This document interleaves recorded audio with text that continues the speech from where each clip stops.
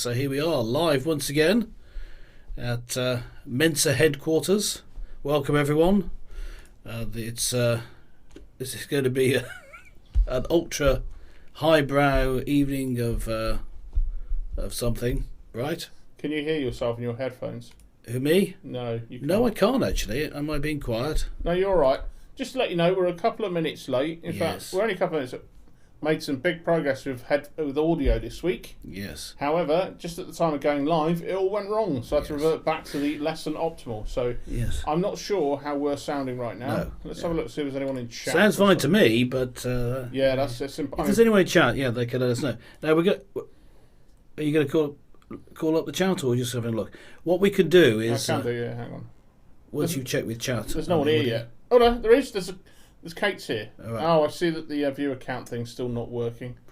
Yeah. Right, here we go. Kate and the Pixel Priest. Hi, I can hear you fine. Only fine? Fine. Okay, only fine. Well, fine Let's is fade maybe as that good in. as we get. And let's fade that in. There we go. Tell you what, should we get a bit closer? How's that? Yes, that's good. Well, great to have everyone here. Let's kick off. We've got a theme for tonight. We have? Yeah, the theme is very appropriate. Brains. And I thought appropriate for the... Isn't that something for late October? We should be doing that kind of stuff. I thought it'd be... I just thought it was intelligent not to eat the brains. No, brains, all brains faggots, which are delicious, if you remember those. Do you know what? Actually, I grew up... Do you remember? Listen, I remember brains faggots. Evening. Yeah. Hello, Trevor. Hello, Kate. Hello, Revo. Right. Yeah, I remember brains faggots when I was little, and I thought that they were delicious. And then. Yeah. Probably in the last sort of 10 years, I thought, do you know what? I remember brains faggots. They're in the freezer department in the shops. Yeah, and I bought some thinking that these are going to be awesome, and I decided they're absolutely disgusting. They're not what I remember. Right. In my childhood. Well, maybe they could have changed. Well, no, I think it's kind more of likely you changed. I think I've changed. Yeah. I think it's almost akin to Fray Bentos pies. Right. Fray Bentos pies. No, they're vile. They're vile as well. But really? Yeah, I just don't know. Maybe I've been privileged to eat higher quality food since my youth. Yes. Well, maybe that's it. Yes. Okay. Maybe your standards are too high these days. Yeah. Maybe. Before we go into it, though, just throw up the joke. Oh, okay. Let me see if I can sort that out. We'll get the joke first. So we're going to talk about brains. Not about brains faggots. In fact, it's just when we're going to have a conversation. Of course, our aim is to save the world, which we do every time. There we are. I wasn't originally going to get a brain transplant, but then I changed my mind. There you go. So yeah, the theme is brains, but it's just so loosely about brains. You realise I've got to work with this bloke. I've got to work with him. Now here's a question for the chat: when do you think it changed? The jokes, excellent jokes, might say like that, changed to be dad jokes from schoolboy jokes. I mean, I remember having books given to me. Here's a book of schoolboy jokes. Then at some point it changed to that they were dad jokes.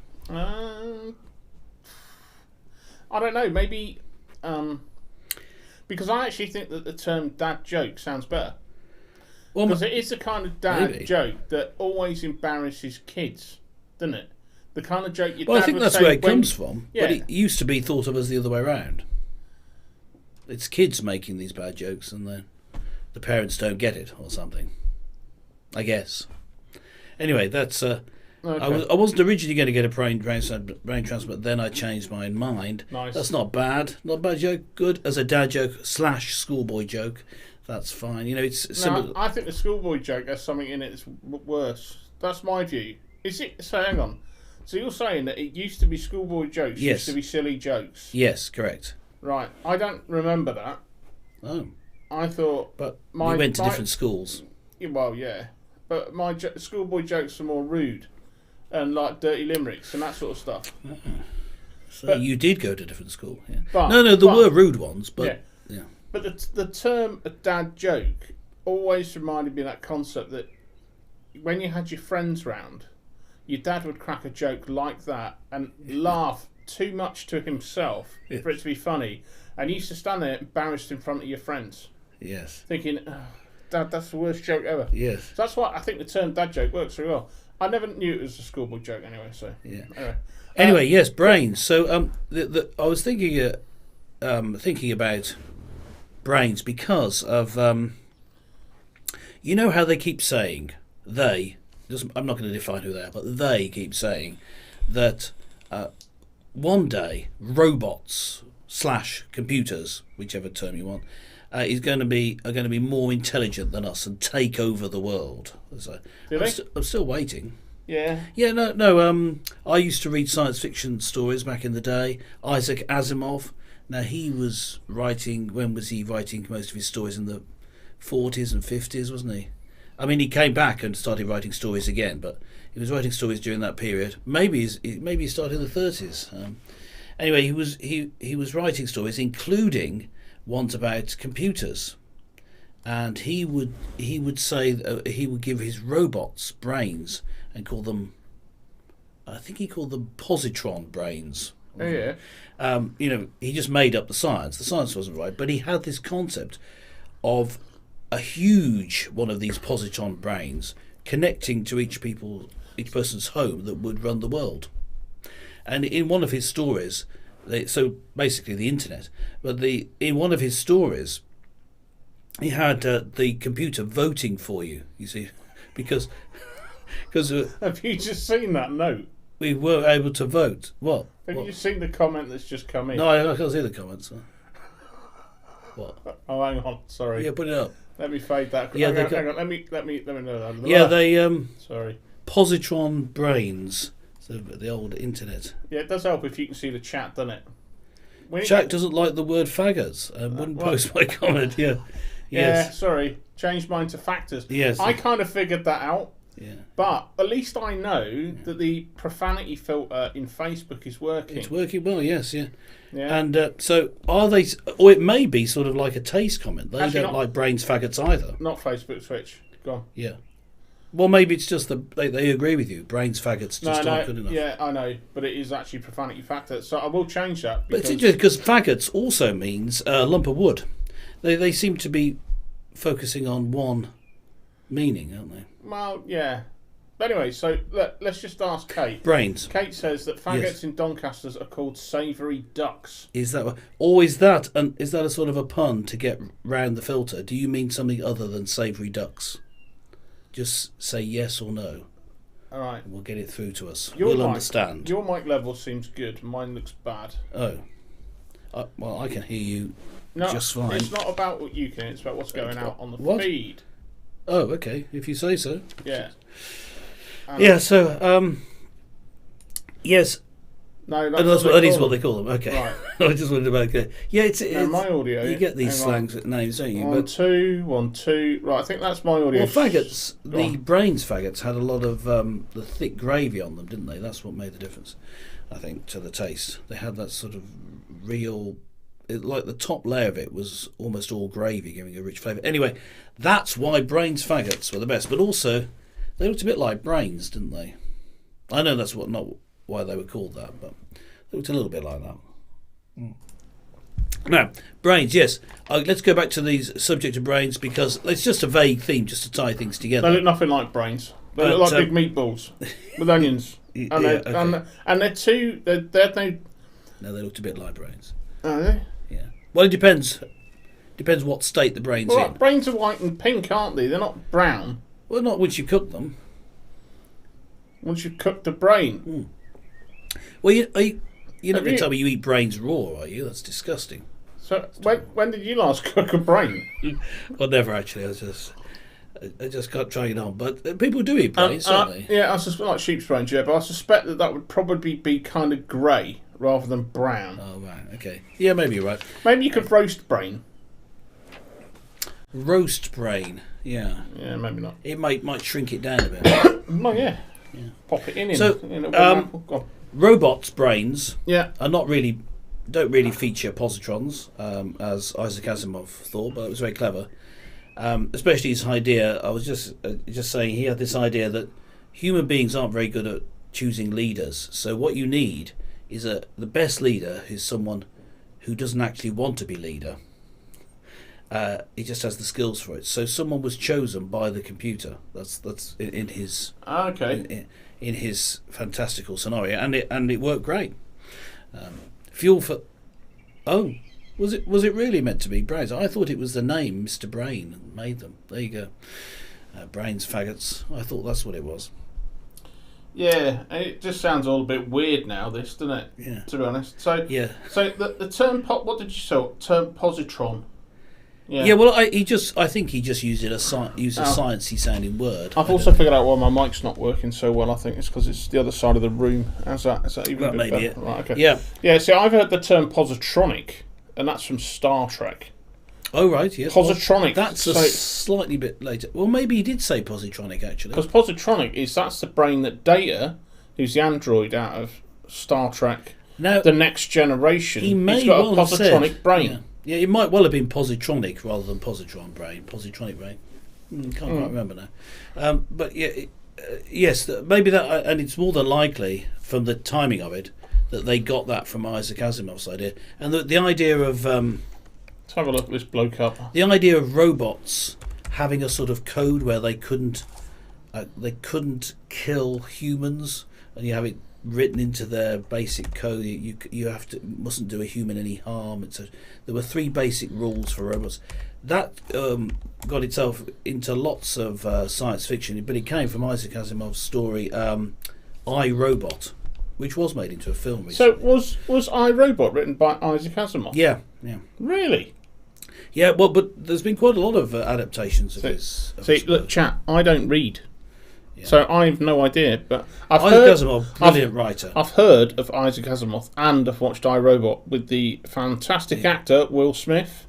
Yeah, Will Smith's in it. Yeah. So he wrote I, Robot. Yeah, Isaac Asimov wrote quite a whole series of robot books. His main character in it was this a woman called Sarah Cooper, I think, Sarah Cooper, who was just like she was almost like.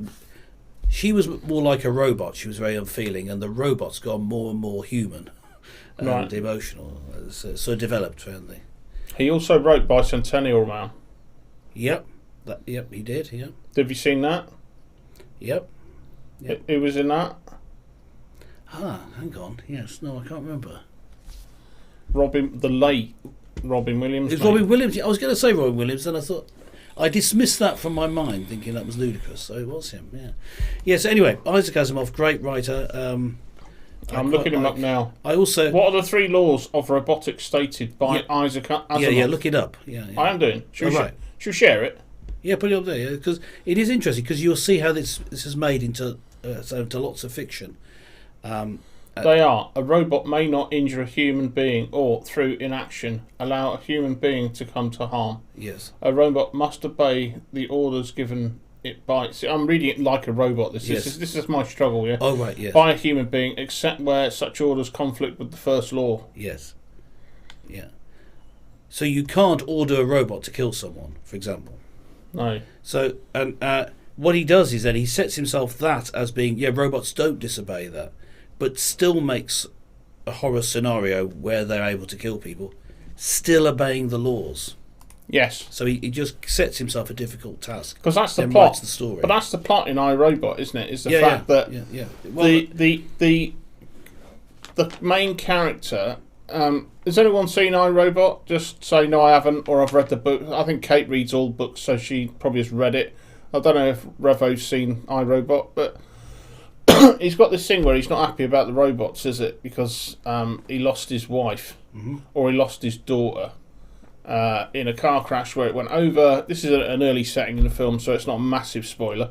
Early setting in the film, and the robot took the decision. Trevor has. Yeah, of course Trevor has. Trevor's like me. No, I haven't. Right. So the robot took the decision to save him rather than his daughter because it did the calculation risk of survival. Yeah, and he thought that the robot made the wrong decision. Yeah. So ergo hated robots. Yeah, maybe it did.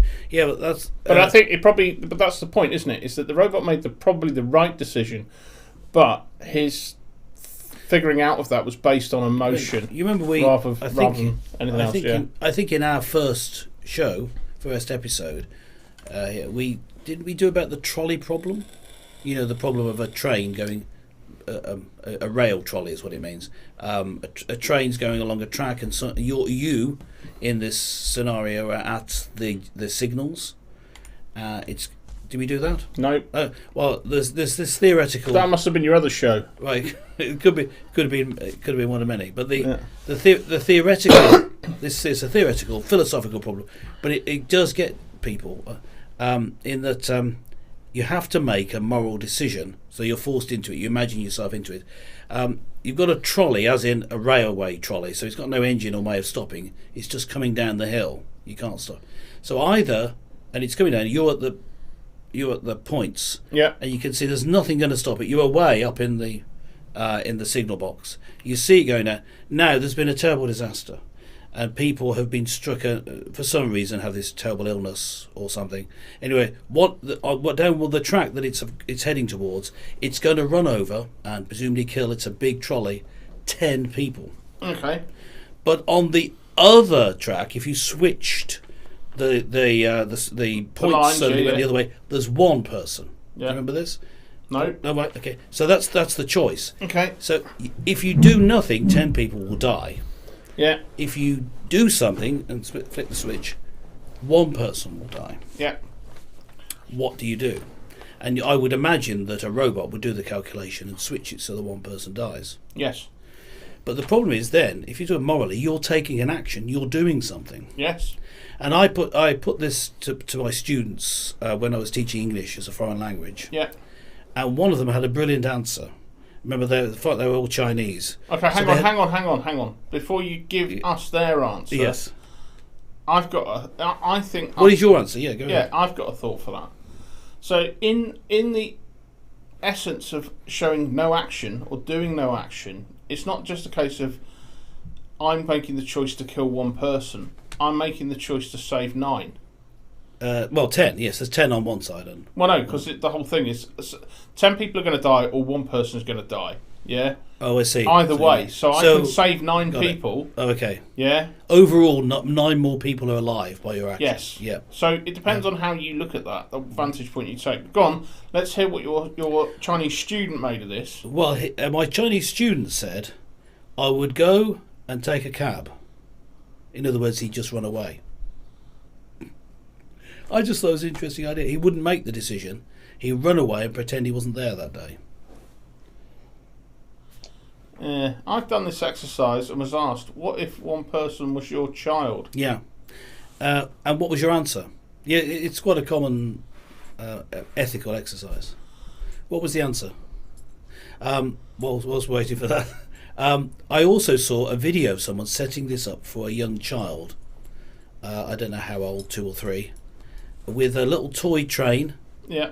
So you had to move it, so it wasn't really going to run anyone over. And the people being run over were little toy men, right? Mm-hmm. So you had 10 on one and 1 on the other. Now, little Joey, what will you do?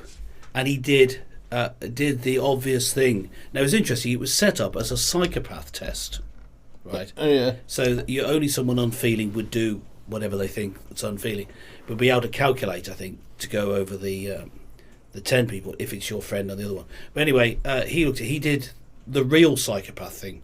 He picked up the one person, put him with the 10, then ran over all of them. Excellent. That's what you get from a 2-year-old. Clear thinking. Because look, if everyone's dead, there's no one to tell the tale. You see, it's that's cover-ups. good thinking. Yeah. Can't remember. I think I would save my child. Yeah. Yeah. I would save my child as well.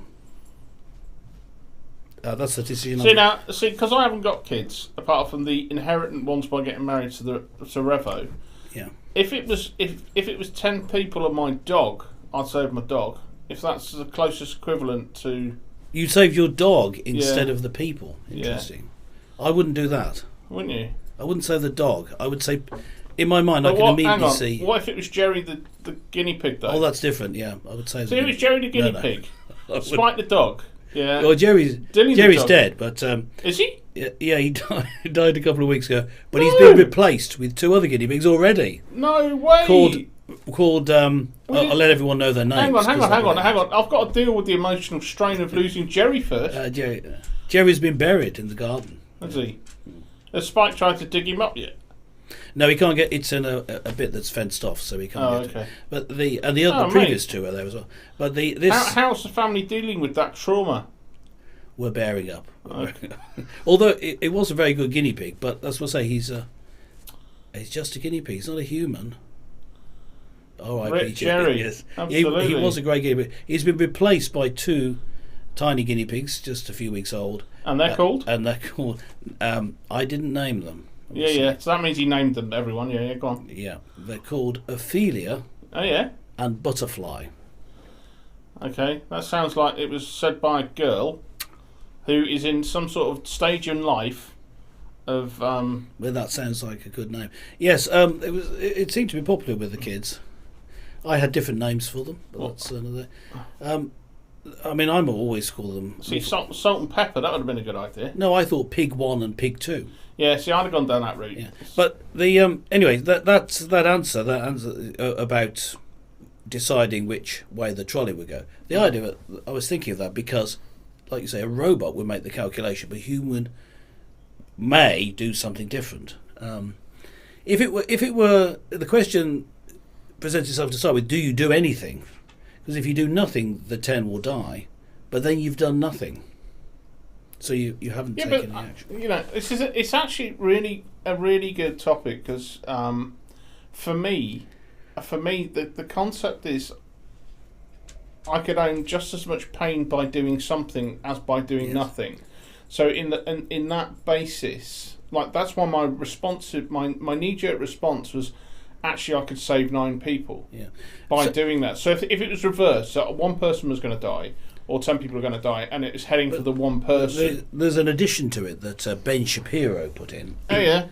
He said, what if there's a massively fat bloke? He's absolutely massive. Right? Oh, yeah. So you couldn't stop the train, but he's so huge it would derail it. And you could see him on the bridge. And would you push him off? So you actively kill him to save the others. 10 people. See, I think this is one of those things that you could just keep adding to and adding to. Yeah, it is interesting. But the moralistic idea that actually you've got to make a choice or not make a choice. Right, nice one. Okay. But anyway, what's next on your list? That really wasn't what I think was about. The thing was to do with brains and robots. Now, so if you had a robot of the sort we're talking about, artificial intelligence, you can tell it to do something and it does it. You know, an actual robot. And say, for example, we've organised it now. You've got it for 24 hours. Sorry, I was just doing something. Just repeat that question. Okay, so this is the scenario for everyone. So they're setting it up. I'll tell you that right. You've got a robot. We're allowing you to have a robot for today. It's in a box here. We're just going to get it out. Right. It's got artificial intelligence, so it can do what you tell it to do.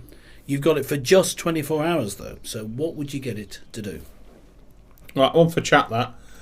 Can you only part open the switch so it would derail? Yeah. Do you know, I thought that. I did think if I could jam it in the middle, can it... Yeah. But then I reckon it might kind of like... what it is trucks do? Jackknife. It could jackknife and kill everybody. Yes. I thought that, actually, Kate. I think the same thing. I think one of the cleverest... there were some very... not so subtle things about Star Trek. Any fans of Star Trek here? Original series? Trevor is, I bet. I bet Trevor is. Well, in the original series... I've never met Trevor. I've only ever seen Trevor's image on Facebook, right. Which is a sort of one of those... Do you think... Is Trevor a Trekkie? What do you think? I don't know. I think he probably is. But from what I'm sensing... Because the only image I've got of Trevor looks like one of those monkeys that you get in Tenerife. Is it not in Gibraltar? Gibraltar, yes. What are those monkeys called? Barbary apes, isn't it? Barbary apes. Is it Barbary apes? Barbary. I think. Barbary, sorry. I think so. Well, some apes. Maybe they're Gibraltar apes. Let me have a look. Let's have a look. Apes in Gibraltar. Yeah. So that's his avatar. Because Barbary somewhere else. The Barbary Coast. Where's that? What did I say? Gibraltar. Or is that Gibraltar? So betraying my ignorance. Gibraltar. I'm terrible. Monkeys. I'm not. You could have a robotic monkey. Yeah. Barbary macaques. Oh, are they? That's what they are. That's his avatar.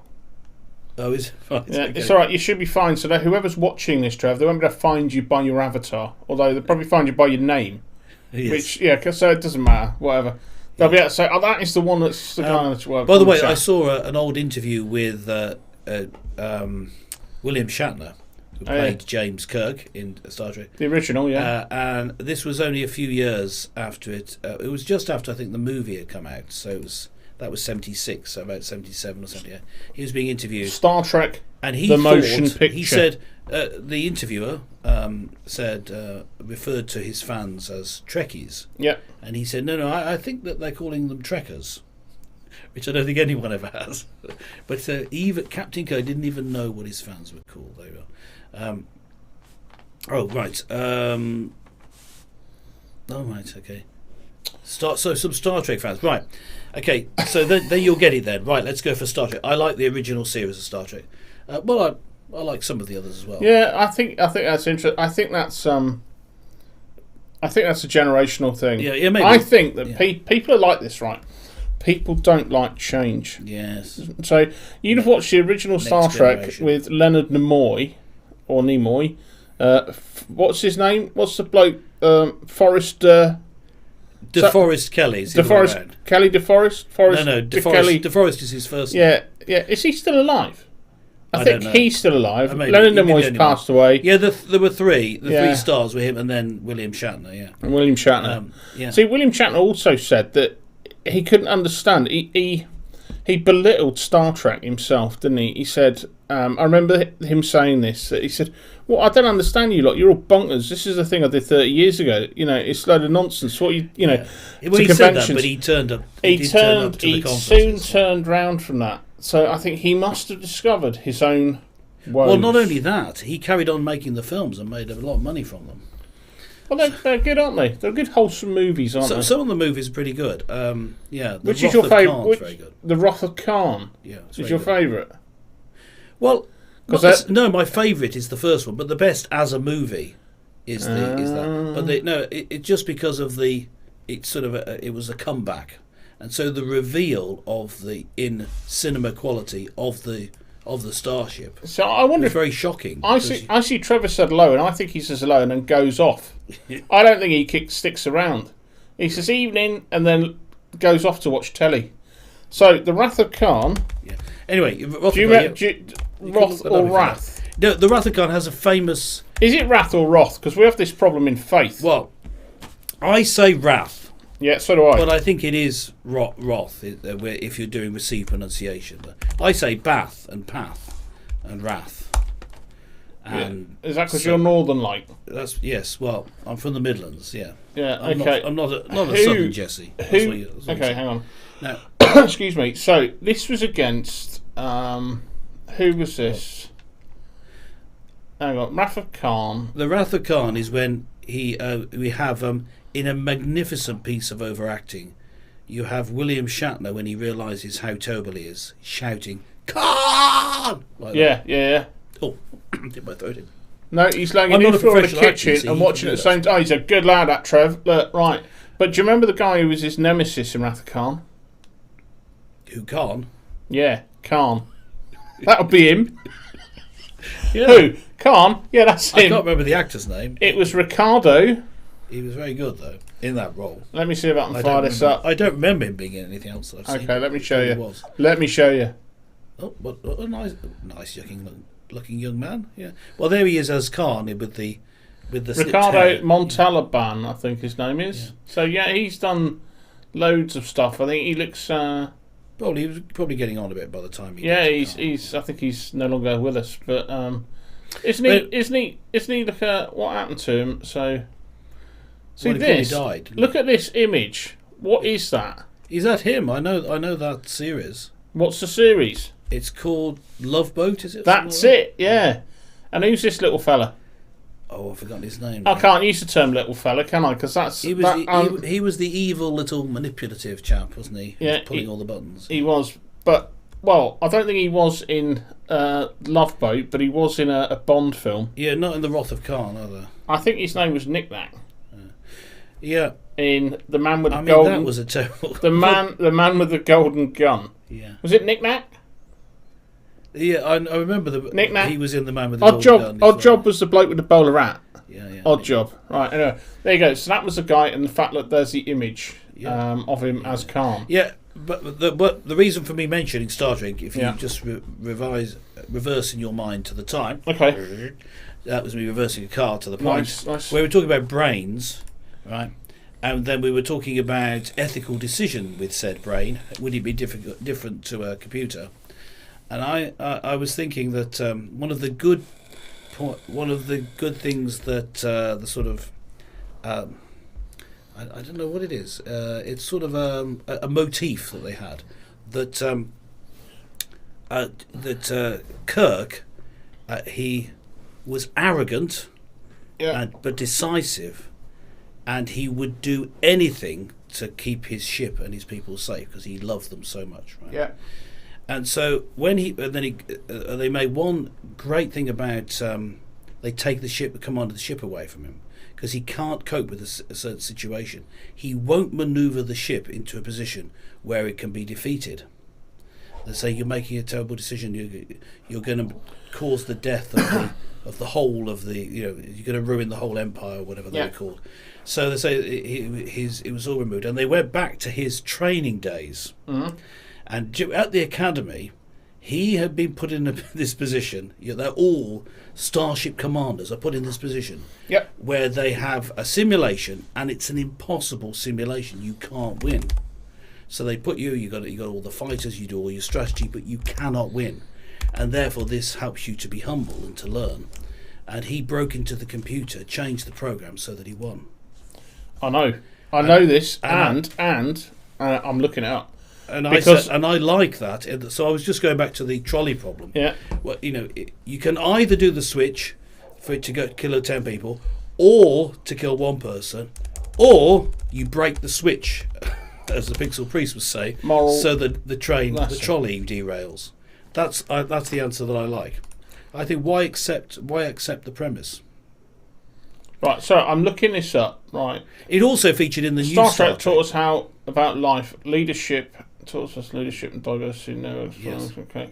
So it was a test. It was an unwinnable test. Yes. That was written by because for me, I like the first Star Trek. It was all right. Yeah, it's a bit. Do you know what I mean? But no. The new Star Trek. Yeah. What do you mean by the new one? The new version of Star Trek with the new Captain Kirk. Oh right, yeah. They didn't do. They put that feature into the new Star Trek. They did, and it was very good because actually at that point he was under trial for rigging his own assessment. And I think he sat there eating an apple and he said, fire both guns, blah blah blah. We'll have this done. And it was Spock that had set the test, and this was kind of forging the relationship between Spock and Captain Kirk, the new Kirk. Anyway, I'm trying to think. I liked it. No, I ruined it. No, it ruined the relationship having it go back that far. I don't think you need it. It was better that he comes in as the unfeeling science officer. Anyway, I thought that. But I liked the Next Generation as well. In that I liked Kobayashi. Patrick. It's the Kobayashi Maru. That was it. It was the Kobayashi Maru test. Oh right. Okay, so here you go. I'm going to read you this because this is dead important. Yeah, go on. Right. So this is a test. This is a test. I'm going to move this across. This is from Star Trek. This is from Star Trek. Oh, so it's almost Holy Writ, isn't it? And it's got your man in it. Look, there you go. No, I also like Jean-Luc Picard. I think he's good as well. Yeah, see, one of my favourite was First Contact, the film. That was the one with the Borg. That was excellent. Right. Yeah, so the Kobayashi Maru is a training exercise in the fictional Star Trek universe designed to test the character of Starfleet academic cadets in a no-win scenario. The Kobayashi Maru test was first depicted in the opening scene of the 1982 film Star Trek II, The Wrath of Khan. Correct. All right. Okay. And also appears in the 2009 film Star Trek. Blah, blah, blah, credited, blah, blah, inventing the test. The test's name is occasionally used among Star Trek fans for those familiar with the series to describe a no-win scenario. Yeah. The test is one's character or a solution that involves redefining the problem and managing an insurmountable scenario gracefully. The notional primary goal of the exercise is to rescue the civilian vessel Kobayashi Maru in a simulated battle with the Klingons. Yes. Now, this was the thing, and the reason why I wanted to look, because I was trying to remember, was the Wrath of Khan, was Khan Klingon? And he is. Yes, I believe he. Yeah. But it's rubbish because he doesn't look like a Klingon. What? Yes, I know what you're going to say. I know what you're going to say, because he looks like human. No one's going to say, is he a Klingon? Well, no, or is he a Romulan? No, it's actually, no, I think there's a point there. I think he's neither. Yeah. I don't know, but the Klingons have funny warty things on their face, I think. Yeah. Actually, when did we first see Klingons? I don't know, this is going off on one anyway, but there you go. But it was basically a fight with the Klingons in a neutral zone. Because if you've got Klingons, you have to sort of wipe them off, don't you? But that is a schoolboy joke. Schoolboy joke. Now that is a schoolboy joke, yeah. Or it could be a dad joke, depending on whether your mind goes rude. Yeah, or I think not. it's your dad joke, isn't it? Klingons. Yes. Yeah. Genetically engineered. What was that? Genetically engineered soldier. Yes. What? So Yes. Vicarious Big is here, everyone. Oh, good. No, he's genetically modified human. See, look at that. They come in at the right know, time. you see, Trevor's put down the his. real Listen, trick is no. Trevor's put down the lino, and he said, "No, I've got to get involved in this conversation now. Yeah. I can't lay this floor. These two are talking rubbish." Yes. So Khan is a genetically modified human. Yes, I vaguely remember that now. I saw it when it came out, but I haven't seen it since. Let's look it up. It's a few years ago now. Khan. No, that's going to bring up anything to destroy Star Trek. Yeah, but Khan in the new movie is played by Benedict Cumberbatch, isn't he? Khan Nooney Singh, fictional antagonist in the Star Trek science fiction franchise. That word. Yes. The character first appeared as a major antagonist in the Star Trek, the original series episode Space Seed. Yeah. Oh no, sorry. Trevor's got a beer now. I think he's sat up. He's finished the floor. See, this man, in the state of 39 minutes, has just gone and laid a new kitchen floor and come back now to watch us. That's amazing, isn't it? Yeah. Well done, Trevor. Yeah. So he's a genetically modified human. Yeah. So who are all his sidekicks then? Are they humans as right, guys? Are the rest of Khan's sidekicks? Are they all human as well then? Let us know. Yeah. Right, where were we? Well, yeah, well, was your joke. Star Trek, fascinating subject, but maybe we'll get back to it another time. But yeah, well, I was asking a now seemingly banal question. Sorry, you couldn't see chat, could you? But no, Yes, he has got a beer. Good for him. yeah, about robots. Robots. Okay, moving swiftly. Robots. What would you get a robot to do if it were AI? Right, I think Revo came back with a response to that. They're also genetically engineered. Oh, okay. All modified. They're sort of like super soldiers. Yeah. Or perhaps they've had some sort of, gene modification vaccine put into them to make them super soldiers. I can see where this is going. But maybe a conversation for another day. Yeah, you just say the word vaccine and you're off, aren't you? You're off. Right, hang on. Apparently, I've met Kate and Trevor at a party. Oh, right, well, There you go. you know what it's like at parties. You can't always. Right, remember. hang on. I think Revo responded to this. I think it was kind of like, and I thought she has already got a robot that does this. Oh, It's right. called We've got an Me. answer to the robot question. Okay, yeah. So the idea is you've got a robot that's actually intelligent, artificially intelligent, so you can just tell it to do something. What would you get it to do? There you go. Is it actually still on the screen? Pixel Priest. I would get right in the middle of the screen. Yes. I would get the I got it. robot to do all the jobs. I hate cleaning. Yeah, and you never do any cleaning, Revo. Okay. I What- do it all. You're waiting for the robot. I am your robot. Yeah. Well, but there you go then. That is a confirmed answer then. No, that's not true. See, she always does the hoovering of the stairs. That's when anyone comes round. Right. Oh, someone's coming round. Quick, hoover the stairs. Must hoover the stairs. Yes. Right, anyway. So Yeah. what would you do then? Well, I'd get the robot to do something very specific. Really? I would get it to cut down all the trees that are growing out of my wall. You would get it to cut down all the trees that are growing out of your wall. Yeah, what is the... I always forget the name of plants. You know the plants that grow in the cement in your wall, Yeah. in brick walls? People probably know. I forgot. Ivy? Is it Buddleia? Buddleia. Oh, Buddleia, yeah. Buddleia likes to seed itself in strange places. And on the side that I can't get to in the company next door, they've grown into be massive trees. and Yeah. the wall is about to fall over. So Yeah, I because let them- they, if you get them early enough, you can cut through the stems quite easy. But once you've left them a that's while, right. What you we, can end up with like a root and a stem on it. It's that big. yeah. Yeah. See, Revo said I don't do the hoovering, and Kate says looks like I'm on the couch again tonight. Yeah. I think you might be right there, Kate. It's a nice couch. It isn't bad. Oh, it is. Is it clean? Yeah, it needs hoovering though. Yeah. Okay. Go on. I think maybe we've done that. I thought that was an interesting question. It's just because I was sawing away at Budley earlier today. Yeah. But Well, if anyone has comes up with a notion of what a robot, if they had a robot to do whatever in your so house, remember, it's intelligence, so it could be. But what some things you'd say, well, I prefer the robot didn't do that. You know, something that has a personal touch. But other things you say that it could do, or is that just being bigoted against robots? Maybe.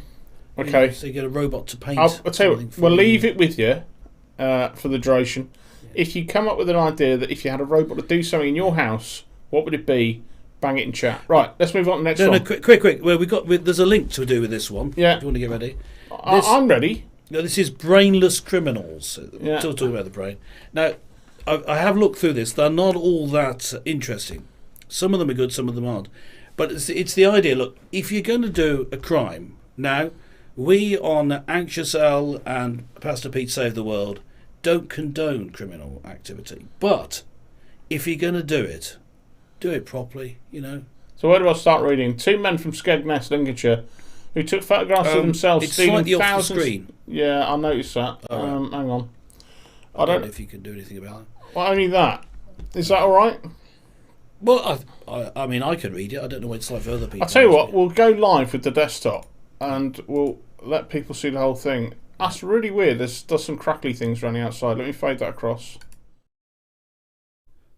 Right, there's the whole screen. If I Oh, move right, that yes, in, you can there you see, go. yes. So Okay, you go see ahead. that? Right, Read so that, yeah. 2 men from Skegness, Lincolnshire, who took photographs of themselves stealing thousands of pounds of gambling machines have been sentenced by a judge at Bradford Crown Court.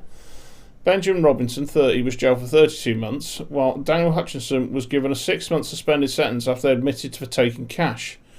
But they are not the first criminals to be hoisted by their own petard, Yes, so as the following case illustrates. yeah, they took photographs of themselves doing it because they're so pleased with themselves. Yeah. Doing over Tesco's, posted a photo of a knife on Facebook as well as the post about doing Tesco's over. Yeah, doing Tesco. That's, I think that's it. So he put it on Facebook. Yeah. April Fool? No, he got it. I just think. I mean, there is that trend, though. I mean, what people sometimes do when they're using things like Facebook is because they're always interacting with their friends, they forget that everyone else can see it. That's ridiculous. Look at that. Armed robber. Robber. What? Even the term robber seems childish, doesn't it? Yeah, armed robber. Cops and robbers. Yeah, That's a robber. Armed robber. yeah. I know it's a legit whatever. Andrew Hennels was caught after he boasted on Facebook about his plans to raid a supermarket in a post which included a selfie, a picture of a knife, and the words "doing Tesco's over." Yeah. Police caught him 15 minutes later with the knife and £410 in cash, That's very precise. stolen from Tesco's in Kingston in Norfolk. He was later jailed for 4 years. 4 years. Look, mate, was that worth it? Yeah. Was it worth it? 4 years. Look, you look at it. Yeah, okay. 4 years for £410. Yes. Well, I don't think he got to keep it.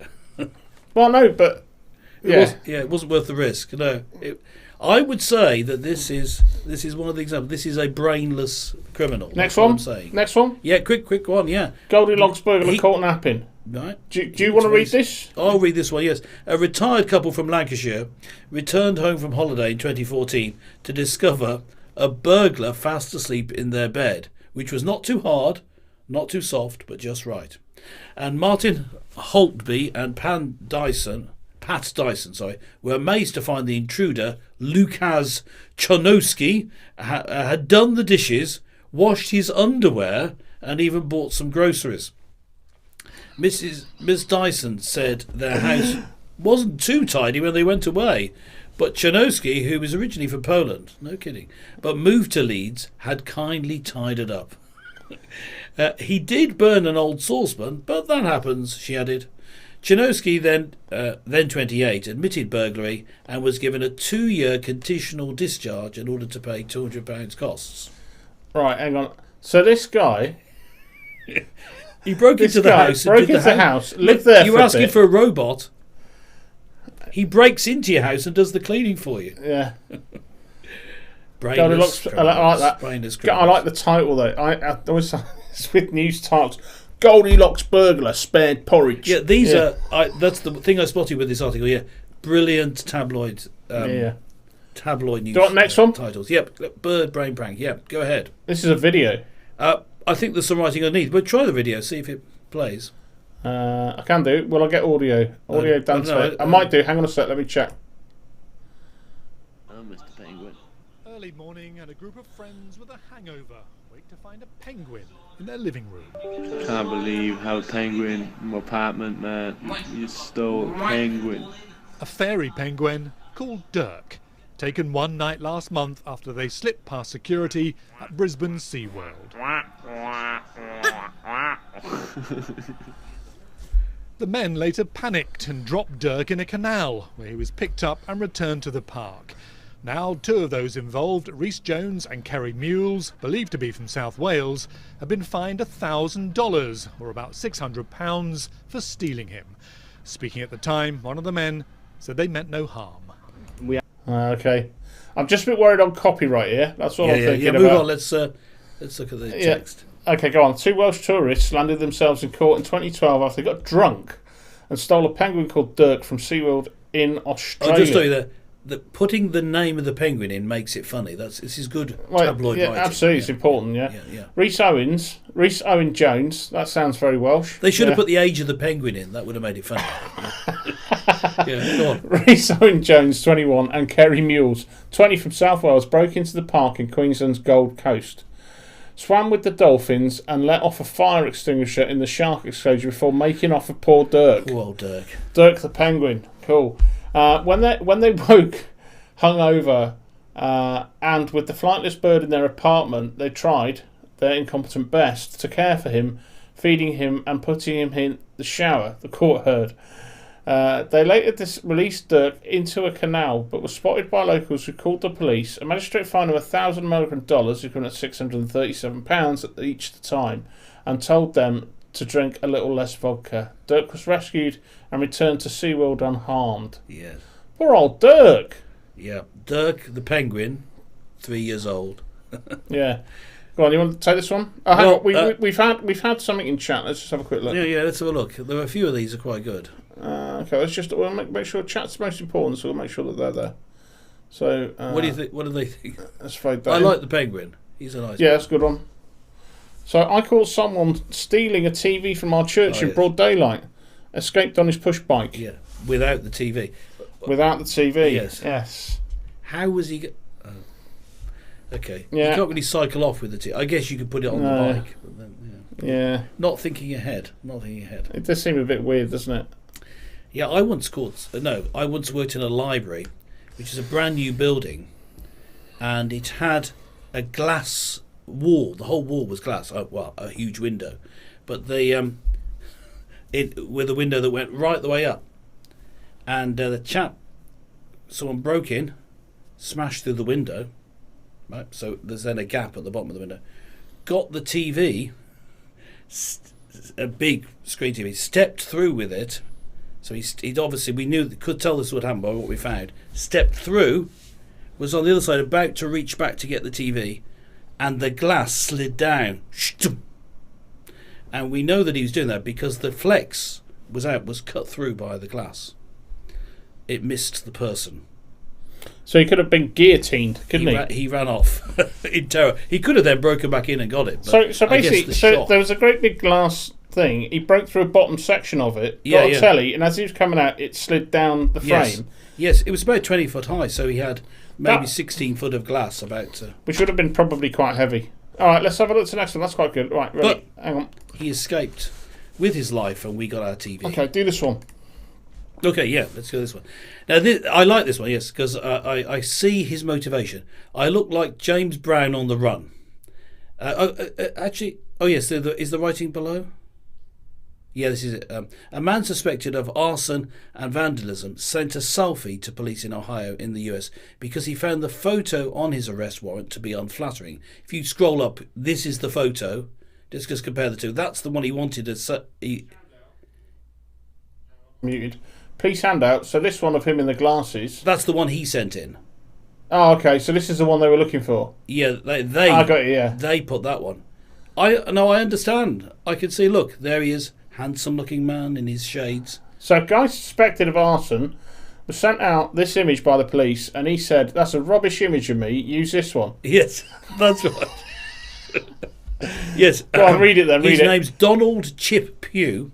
He texted police a photo of himself and wrote, "Here is a better photo. That one's terrible." He told a local radio station, "Man, they just did me." I'll try and do the how much you said. "Man, they just did me wrong. They put a picture out that made me look like I was a Thundercat or James Brown on the run. I can't do that." Lima Police Department responded by saying he wouldn't have had an accent like that. No, they said, "We thank him for being helpful, but now we would appreciate it if he would come to speak to us." He was later arrested in Florida. Yeah, see, I think the thing I quite like about that is the police almost orchestrated that for them. So, yeah, come and talk to us about this picture. Right, Yeah. Cuffs. It's like they didn't even have to get off the backsides to go nick him. Yes. Tell you what we'll do is we'll put out really rubbish mugshots of crims. Yes. Of crims. And you'll get yeah, me. and then hopefully that'll annoy them enough to I see just you've come got the in. lingo. If the feds put out The feds. pics of crims. Yeah, I use the term feds for our police. Well, that's feds. Actually, what was I just thinking? No, Something people call them the came feds over here as well. Yeah, I do. Yeah. Well, look, feds. Yeah. So Look innocent. Look innocent.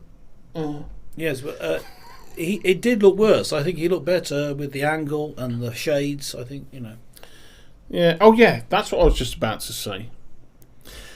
Now, I was just thinking about this, about copyright. All right? Yeah. Playing that thing off the BBC. Hopefully, we're still streaming and everyone hasn't disappeared because our stream hasn't been taken down. We'll probably So be all right. give us a shout. Just say you're all still there. Yeah. Because The BBC are sometimes fussy, but well, yeah, and maybe that one might moan at us, but we'll hopefully just let us know you're still there. But interestingly, you know these you keep seeing these clips on social media of people recording themselves with the police, yeah. right? So that's a new common thing, right? So people are saying that, and the key thing is they're trying to discredit the police and say, yeah, Still here, good, still yeah. here, good, right. Yeah. So they're trying to discredit the police, say, look, you don't know what you're on about, blah, blah, blah, blah, blah, and stuff like that. So I think I saw something in America where someone was trying to record a conversation with a policeman, so he started playing copyright music on his phone. Yes. So he suddenly started playing something like Thriller from Michael Jackson, all right, knowing damn well that the bloke who was trying to do the recording of him couldn't post it on social media because he'd get copyright claim for the audio in the background, and therefore nobody had to watch the video.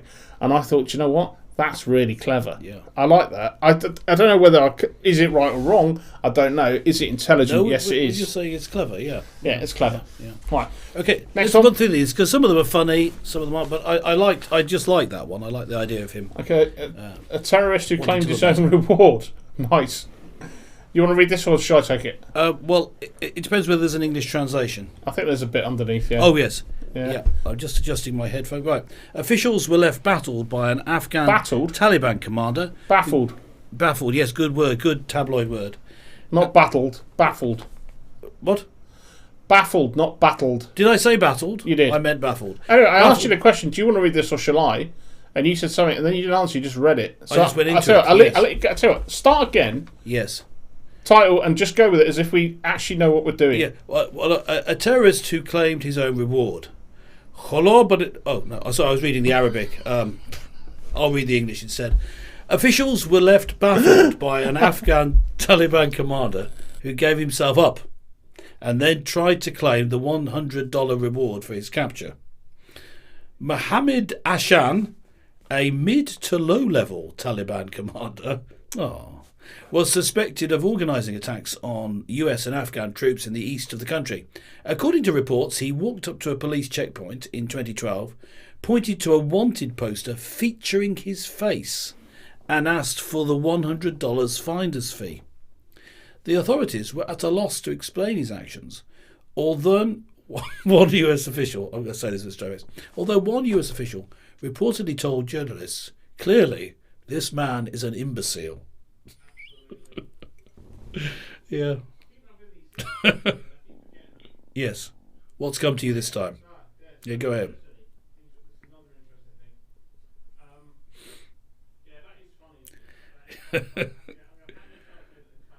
Yes, and he's clearly an imbecile. Yeah. Mm-hmm.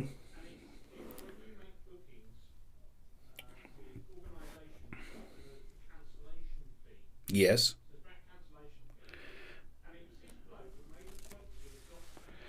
Yeah. Yeah.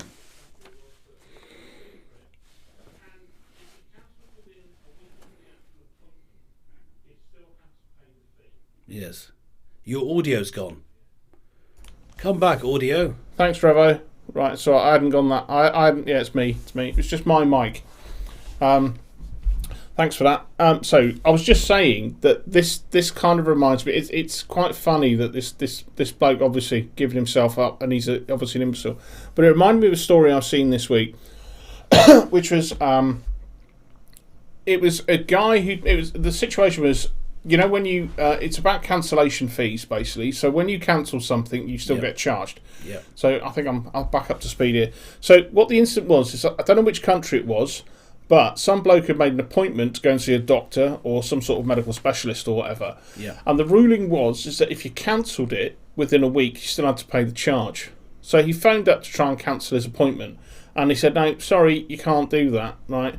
So, but what he looked on the website that you had to give. Apparently, you could reschedule for free. Yes. So he then rescheduled it for another 3 weeks later, and then phoned her back and cancelled the appointment. Yep, I like it. Now I just thought, what am I reading here? But I just thought that was very good. Is the fact is that the receptionist knew it was him, and she couldn't do anything about it. Because he was within his rights based on their rules. Because sometimes I hate it when something happens and you still get charged for it. Yeah. And you can kind of understand in some scenarios that let's say you do. Let's say you book a piece of business with somebody, and if you cancel that business time with them, they're losing money fundamentally. So you should pay for that because the court could have had somebody else that they were working with. So I can kind of get that, but sometimes you do feel a bit hard slapped. Yeah, you're caught by their rules. But you can understand why they set the rules, because otherwise you have people that will just keep bailing, I guess and you agree to them. So that's it. Yeah. But it's when you're in a situation where, and I suppose this must have happened a lot last year with the pandemic and stuff. What happened last year? Oh yeah. Yeah, I guess it did. Yes, that's like a dad joke, isn't it? What happened last year? No, it's a school. But what I'm saying is that there have been scenarios where people, certain situations, and I suppose that hits moral, doesn't it, as well as ethical, kind of sometimes reasoning. Whether you say someone phones up and says, well, and I suppose it could be lying. This is my mother who's got COVID and is in hospital and blah blah blah blah blah. I can't make this appointment for a hairdo or something like that. Oh, but you've still got to pay. Yes. I don't know. It's a weird one, isn't it? Yeah. But it made me think of that anyway. But very savvy on the part of the bloke who rearranged his thing and then cancelled it. That was very good. I can see. I'm all for him doing that because I don't like the illogicality of it either. Why doesn't he charge? Why don't they charge for a reschedule? So yeah, I'm with him on that. Well done, that man, whoever he was. And if you're listening, well done. Yeah, I think the thing on the idea of a reschedule is you're still going to do the thing with them, whatever it is you agree to. But you can cancel it. They didn't think it through, though, did they? Well, no, but if I'd have had the brains, I'd have done the same thing. It depends on the nature of what it was. I can't remember the full story. But anyway, should we go to the next one? Oh, yeah. There's a few more to go, I think. Okay. They're quite funny, some of them. Okay, let's move this across. Yeah, let's get up there. Right, everyone's audio still there? Yeah. Okay, right, I think this is your one. For me, don't move, I have a cucumber. Why do you think that's my one? Did you do that on purpose in the last one because you wanted me to read this one? Okay. It's a good one. Okay. A man who tried to rob a Glasgow bookmaker's whilst armed with a cucumber came unstuck when he was attacked to the ground by an off-duty police officer. Yes. Yes, he was. Oh dear. Right. Gary Ruff. Okay, great name. Gary Ruff, was brandished the vegetable covered in a black sock at a female worker at Ladbrokes in Shettleston and demanded cash, which she refused. Yes, he wasn't scared of that vegetable. Yeah. Yeah, that looks. It's like a cucumber you've got in that sock. You just please sit right. Okay, Ruff was then pinned down by the officer and arrested. He initially told police it was all a joke before inquiring, Am I getting the jail for this? I love that phrase. He was indeed jailed at the High Court in Glasgow in 2014 after admitting assault with intent to rob. He actually assaulted. Hang on, let's bring us back. Assault includes threat, you see. Yeah. You don't have to physically hit someone. Threat is enough. So I wonder, threat or menaces. I wonder how much bird he got for that. Good. I love that. Am I getting the jail? Yeah. And what fright? Am I getting the jail? The nice porridge. Yeah. Porridge. Yeah, we like porridge. Right. Okay. Yeah. Okay. Right. You want to do the next one? Yeah. Let's do the next one. Let's move on because some of that was funny. I like that one. Catch Me If You Can. I think the writing's underneath. That's a blurry picture. Yeah, there's some text here, but okay, we'll move it down. Yeah, I think the post is. Okay, the go on. text is here. You'll go. A criminal on the run took the ill-advised approach of taunting Gwent police when they posted a Facebook appeal to trace him last February. Logan James, then 19, from Caerphilly, was wanted for breaching his prison release terms after serving a sentence for wounding, affray, common assault, and being in the possession of a knife. Oops. Ha ha! Catch me if you can. Won't see me slipping. Sick. Yeah. Because of his spelling. James taunted, later telling a news agency, I've been walking around near home so they're not trying too hard to catch me. He was caught later that day. Police thanked him for drawing attention to our efforts to return him to prison. Right, let's have a look at the text because I think it makes here. We're appealing for information to locate 19-year-old Logan Rhys James from Caerphilly area who has breached his licence conditions after being released from prison 6th of February 2015. Logan received an 8-month sentence for an affray after being convicted 31st July 2014. Due to the fact that Logan, who was released on licence, breached his licence conditions, he has been recalled to prison. 29 people like this, 47 shares, and Logan James said, haha, catch me if you can. Won't see me slipping. Nice. And they caught him. Yes, they did. Idiot. Right, I need to go for a bathroom break, so I'm going to move it back over to you, and you can do this one. Yes, let's just show the image for a bit. Oh, it's a video. Yeah. Did we decide not to say? I think I'll just be a bit more careful because I think we run the risk. So I'm just going to move over to you. You've seen the image. Let me just read this. Okay, I'll leave that there. You've got the image. It's he's obviously lying on the floor in a newsagent's, a Martin's newsagent's, no less, a hapless hold-up of a newsagent's in Abingdon, Oxfordshire, was captured on CCTV back in 2012. During his attempted heist, again, good word, good tabloid word, heist. During his attempted heist, James Allen removed his balaclava, fell over a drinks display, and then couldn't open the door to escape because he was pushing it instead of pulling. The lady he had just held up with a toy gun had to come and open it for him. Not only that, but he had also tried to rob the same shop 10 days earlier. Allen, then 29 and of no fixed address, no kidding, was sentenced to 3 years in prison for the offence shown in the video. Well, we could just see him having fallen. And he had 2 years for possession of a firearm or imitation firearm to run concurrently. I suppose that's fair enough because you're still making the same use of a firearm if you're using it to threaten people. So that's amazing. You know, I have to say that accidentally pulling a door when it's meant to be pushed and vice versa can happen to everyone. But after having, for some reason, taken his balaclava off, which was meant to hide his appearance, and falling over the drinks display, and the fact that it wasn't even a real gun. I have to say, I think this guy might be the winner. I mean, James Allen, you are the winner of Brainless Criminal of the Week. Well, it's not of the week, it's back in 2012, but we've just reported on him this week. But it's this idea of not being of hiding your face is an interesting one. I used to have a church in London where we had CCTV cameras, and there were some people came in, just did a bit of, some lads that we knew came in and messed around out of hours, and that you couldn't see which ones they were. And then one of them, obviously talking to the other, saying something like, "They've got CCTV cameras now," and one of them looks up and goes, "What? Got you." He has a look to see if there's a CCTV camera there, and then we got him. Yeah. Right, sorry, I missed that one. He was severely reprimanded. Okay. It was someone who broke into a church I had where we just put in CCTV cameras. But this story, hold up. Yeah, I missed that one. But the story about the man was, I could give a summary for you. No, they know it's fine. We'll move on to the next one. No, the final thing was he trying to rob a store and he pushed the door instead of pulling it. Yeah, I've seen that. Yeah. Seen that. That was done in what's the film, Trev? Trev will know. It was in real life. I think it was done in. I think it was done in Snatch. Okay. Trevor will have seen Snatch and Lock, Stock, yeah? And the two guys... I've seen Lock, Stock, I haven't seen Snatch. So I think two guys tried to rob the bookies, owned by Bricktop.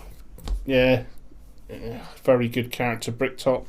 And I think it's, they're trying to get out of the door of the bookies, and they're trying to push the door, and they can't get out because it's a pull the door. But in this one, the shop assistant had to help him out. He was, he, as I've repeated before, he used a toy gun, not a toy story, a toy gun. He had a balaclava on to hide his identity. He took it off, like you take your hat off, and he tripped over a drinks display. Then he couldn't get out. Brainless robber of the week. What do you think? Next one. Yeah, put the next one up. Yeah. Right. Okay, your turn. Bagman, bad man. Right, okay. Christopher Badman can be seen removing the disguise from his head. So the aptly named Christopher Badman from Bridgend in South Wales. There's a lot of stuff from South Wales in these reports. Yeah. I don't know.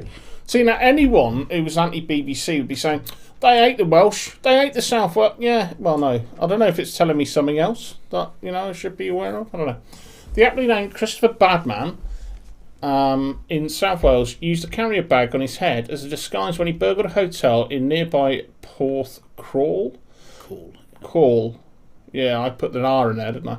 Porthcawl during its annual Elvis Presley convention. No way. I think I need to go to Porthcawl to check out the annual Elvis Presley convention. Yeah.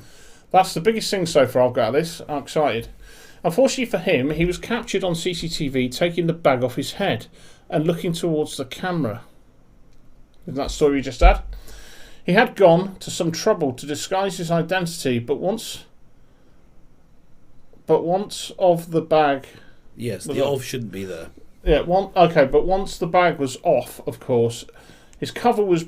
My cover's been blown, Scarpa, said the police, who then traced him. Badman admitted burglary and was ordered to pay £900 costs and £100 surcharge. That's £1,000. That's that was expensive, wasn't it?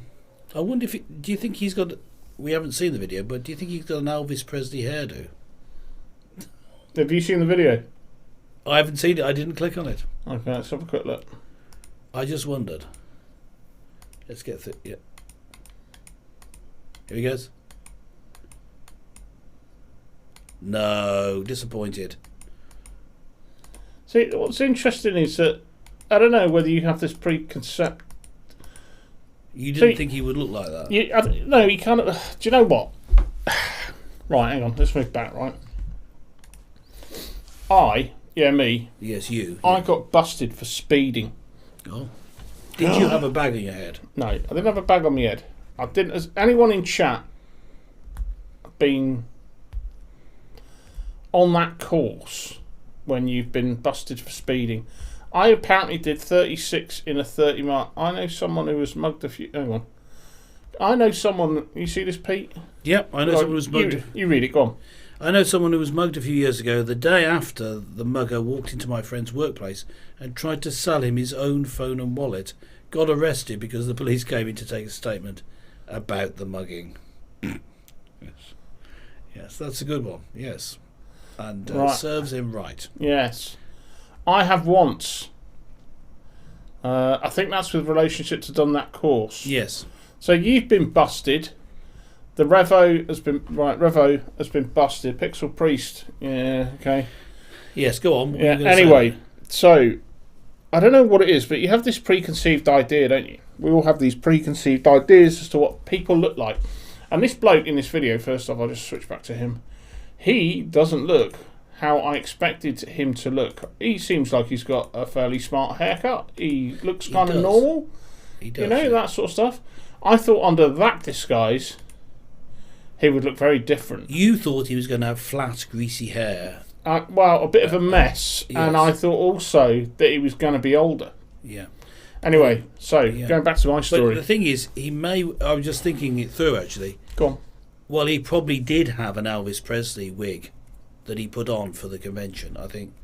You don't just do your own hair, do you? When you go to Elvis Presley conventions, do you take a wig with you? Well, I think the interesting point is I've never been to one, but you've made me now start to mull over. Yes. That when I go over it, the nice one like that. When I go to Porth Call, I think in South Wales, I assume it's in South Wales, to the next Elvis Presley. Nice. Have you been there? Yeah, but actually I remember nothing about it. I went there as a young child. Yeah, I was going to say that sounds memorable then. So when I go to the next Elvis Presley convention, am I going to wear a Elvis Presley wig? But I think that's the question that comes up from this. You think to me, he obviously hasn't got his kit on, but he doesn't want to be recognised when he's on stage performing. You see. Well, he might just be there for the convention. He might. Oh, right, they're not on stage. Surely you're going to go to a convention. You got to dress up for it. Surely. Is that like the Trekkies do? So you think all right? So you've listen. I'm not sure about this, but you stereotyped everyone that goes to a Elvis Presley convention that have to dress up.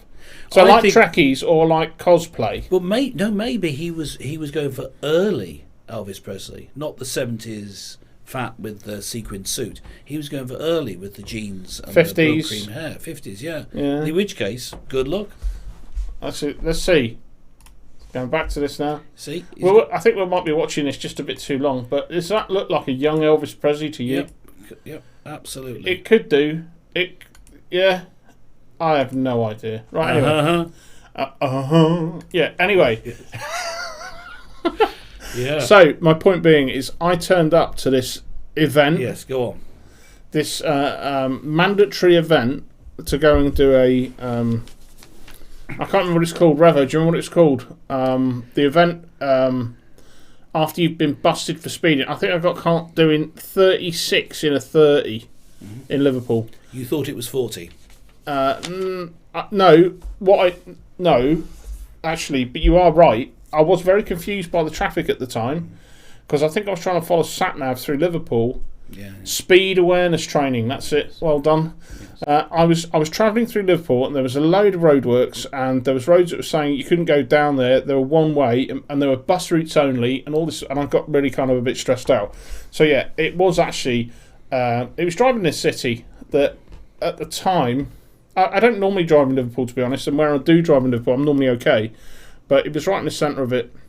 And, I think I just went over a bit too quick for some reason. And, I got busted. But I went on the speed awareness training. So, of course, I had this preconception of everybody that was going to be at this training session. Yeah, with have bolts in their necks, tattoos of, spider webs on their faces, all criminals. Yes. And everyone looked as normal as you.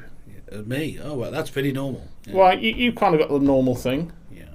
And I just thought, that's really weird, isn't it? I thought that people here would be proper wrong-uns. But you were there. Yeah, I know, and I feel that I was being pitched in with all the wrong uns, and I felt out of place. But actually, I felt very much in place because and they all got caught out by the same thing, maybe. So was that your experience, Pixel Priest? Did you end up in a group of people that just looked like normal people? Anyway, shall we have a look at? Is there any more on this? I think there are. Yeah, we could look at a couple more, then we'll move on. All right, you can do this one then. Do this one. Have one more subject, I think. After this, here we are. A burglar in China had to be left-handed. Just look at the image. That's the image of it. A burglar in China had to be rescued after his attempt to squeeze through a small fifth-floor window of an apartment block left him dangling. It took the rescuers 30 minutes to free him, and he was eventually handed over to the police. That's very scary, isn't it? Look at it.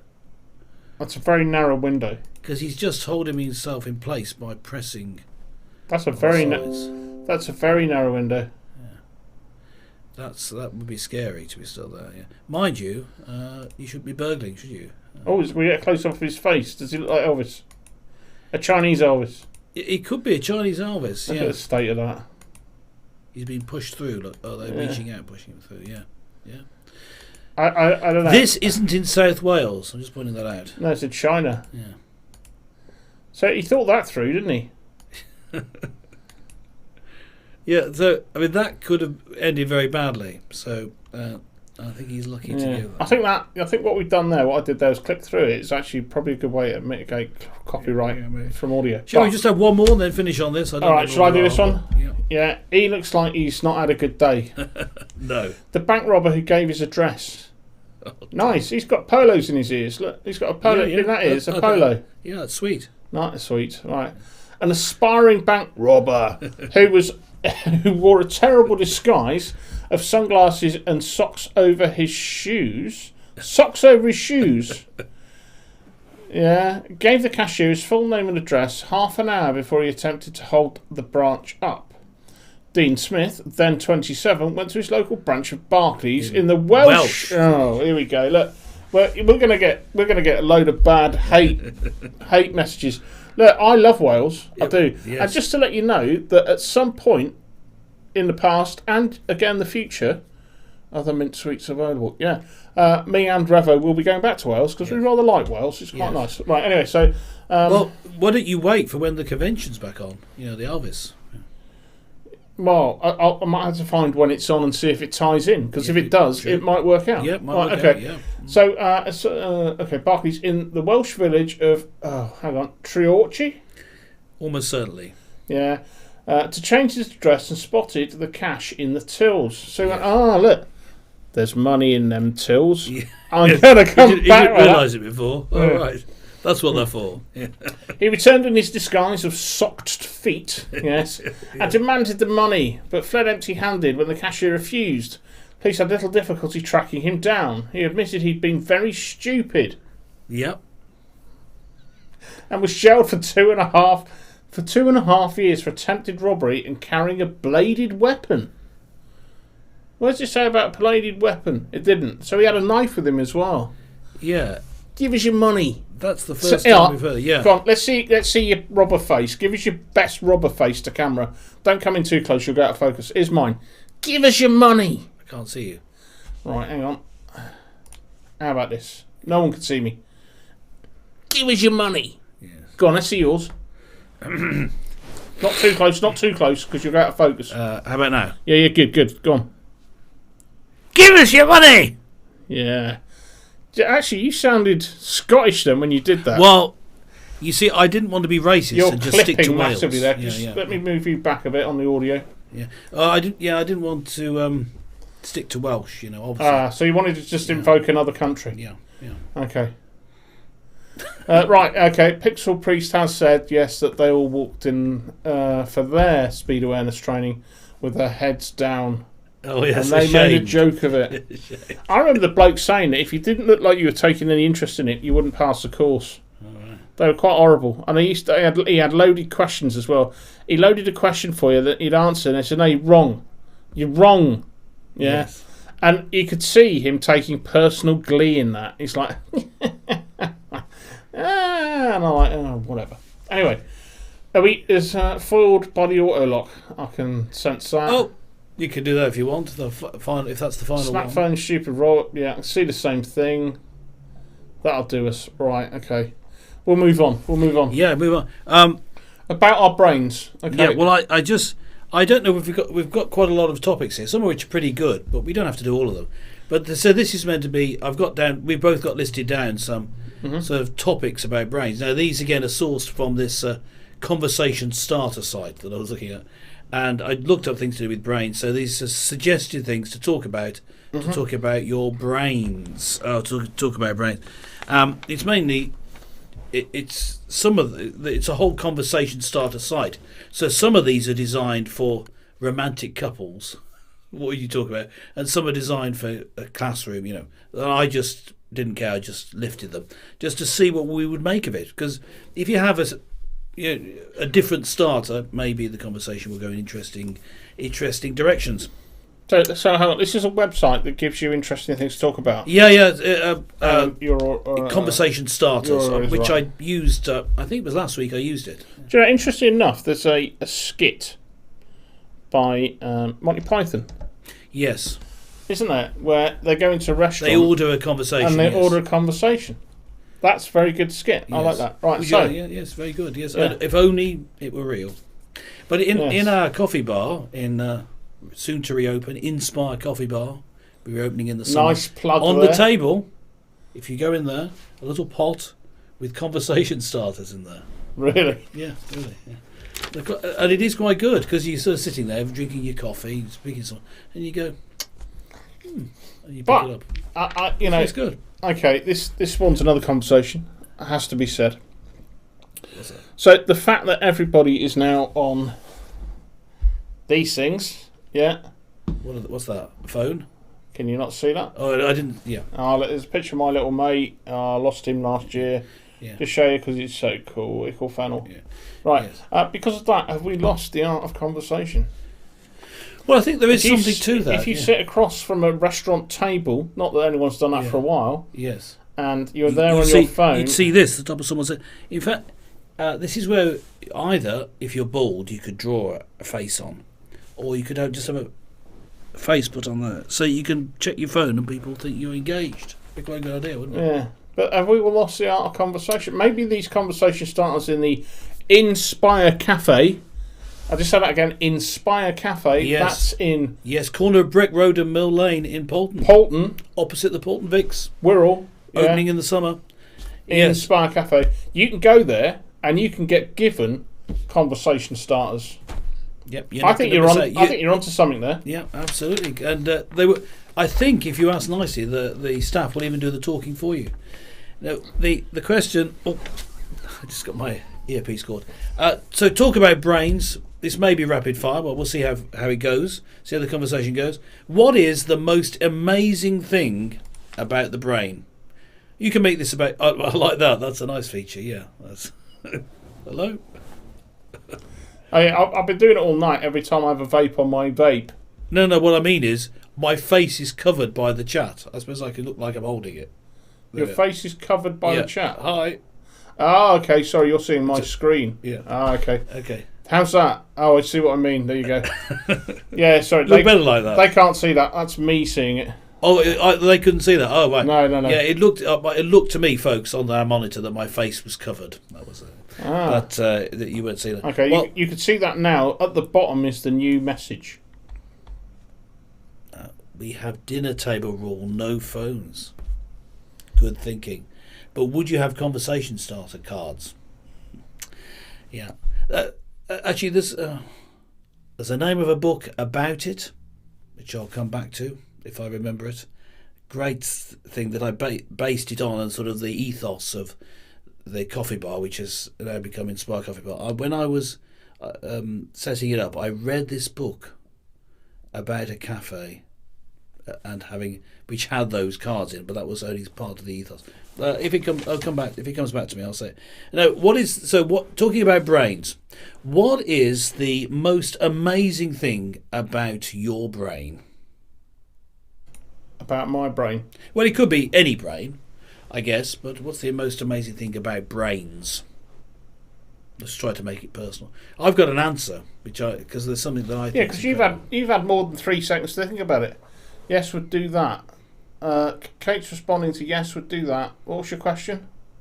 Yeah, the yes would do that is about the conversation cards. Yeah. The question is, what's the most amazing thing about the brain, or possibly your brain? Yeah. Well, I was thinking about this earlier. I'm quite pleased the way that it fits inside my head. Yeah, That's you've gone very quite good. small now because you moved away from the camera. That looks. Well, I've sat back now because my back aches. That looks hilarious. Yeah, it looks like you look like. Is that better? No, you could carry on being small. You know, it's be comfortable. That's the important. Well, thing. that's I it. wouldn't worry about. I'm actually gonna Just be comfortable. I'm actually gonna sit like Because this with my back's aching. I've been. The purpose of this video, I've been folks, sat in here. case you're wondering what the purpose is conversation. We have a conversation. We've got topics. We've got information. We've got some knowledge. But the idea is a conversation which includes you.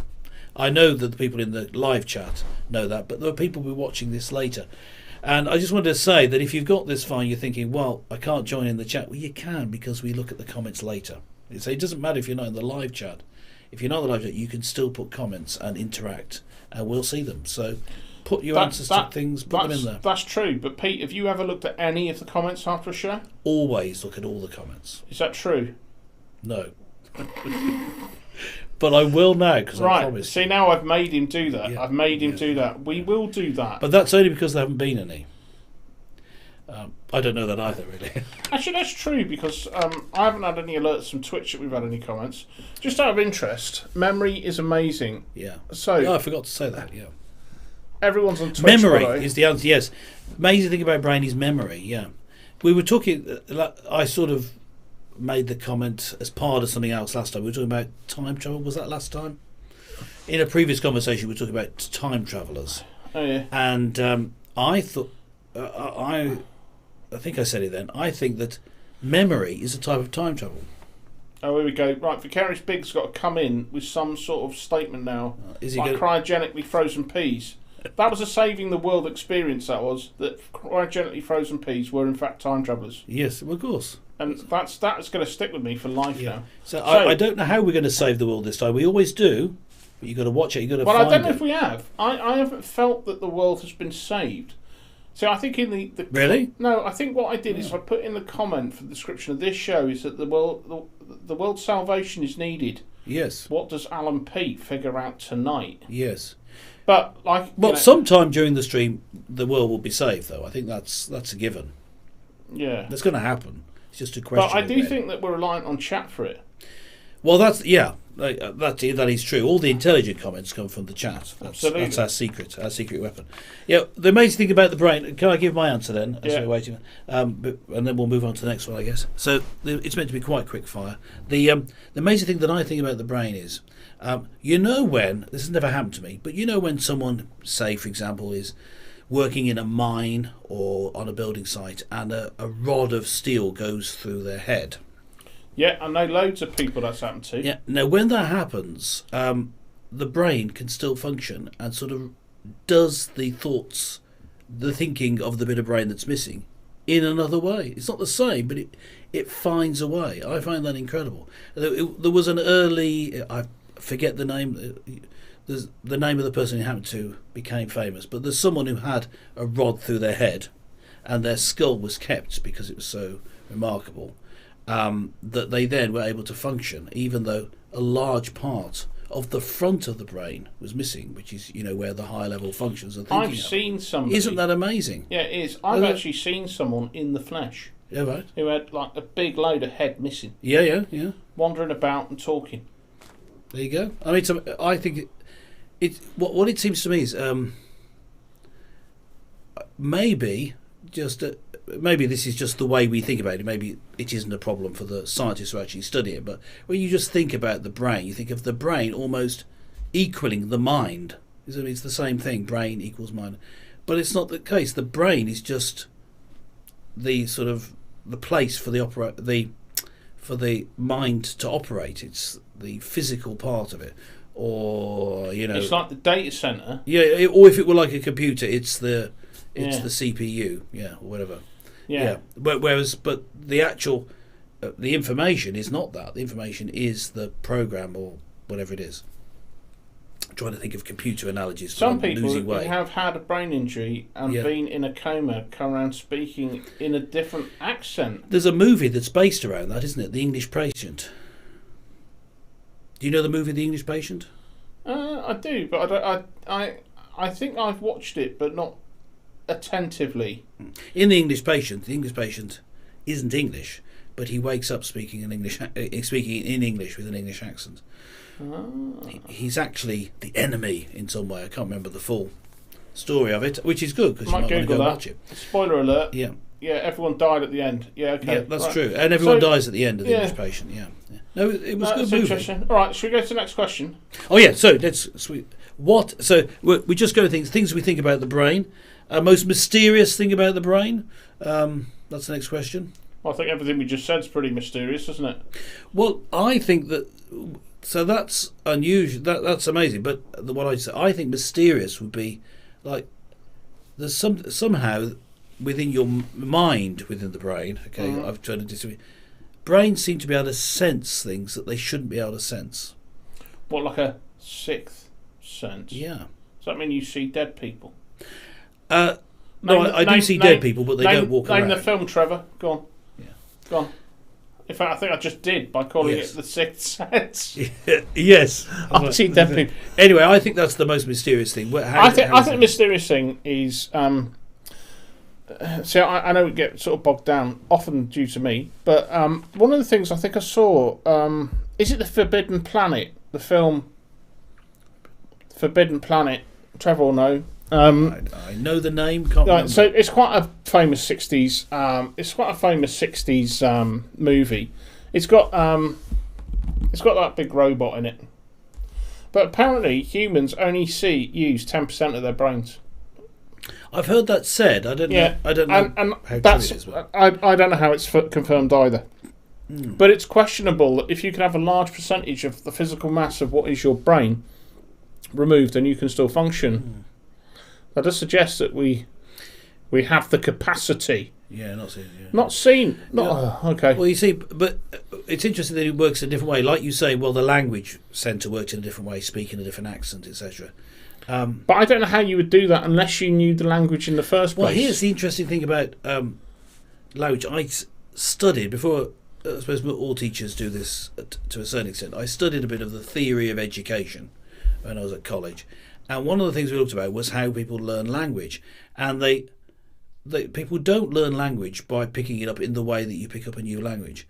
You already have the ideas of grammar. You already have language in your brain preset, and what you do is you fit the language that you're hearing around you to the idea of language that you already have. So people already know language, and if you listen to babies, they already have a sort of a language.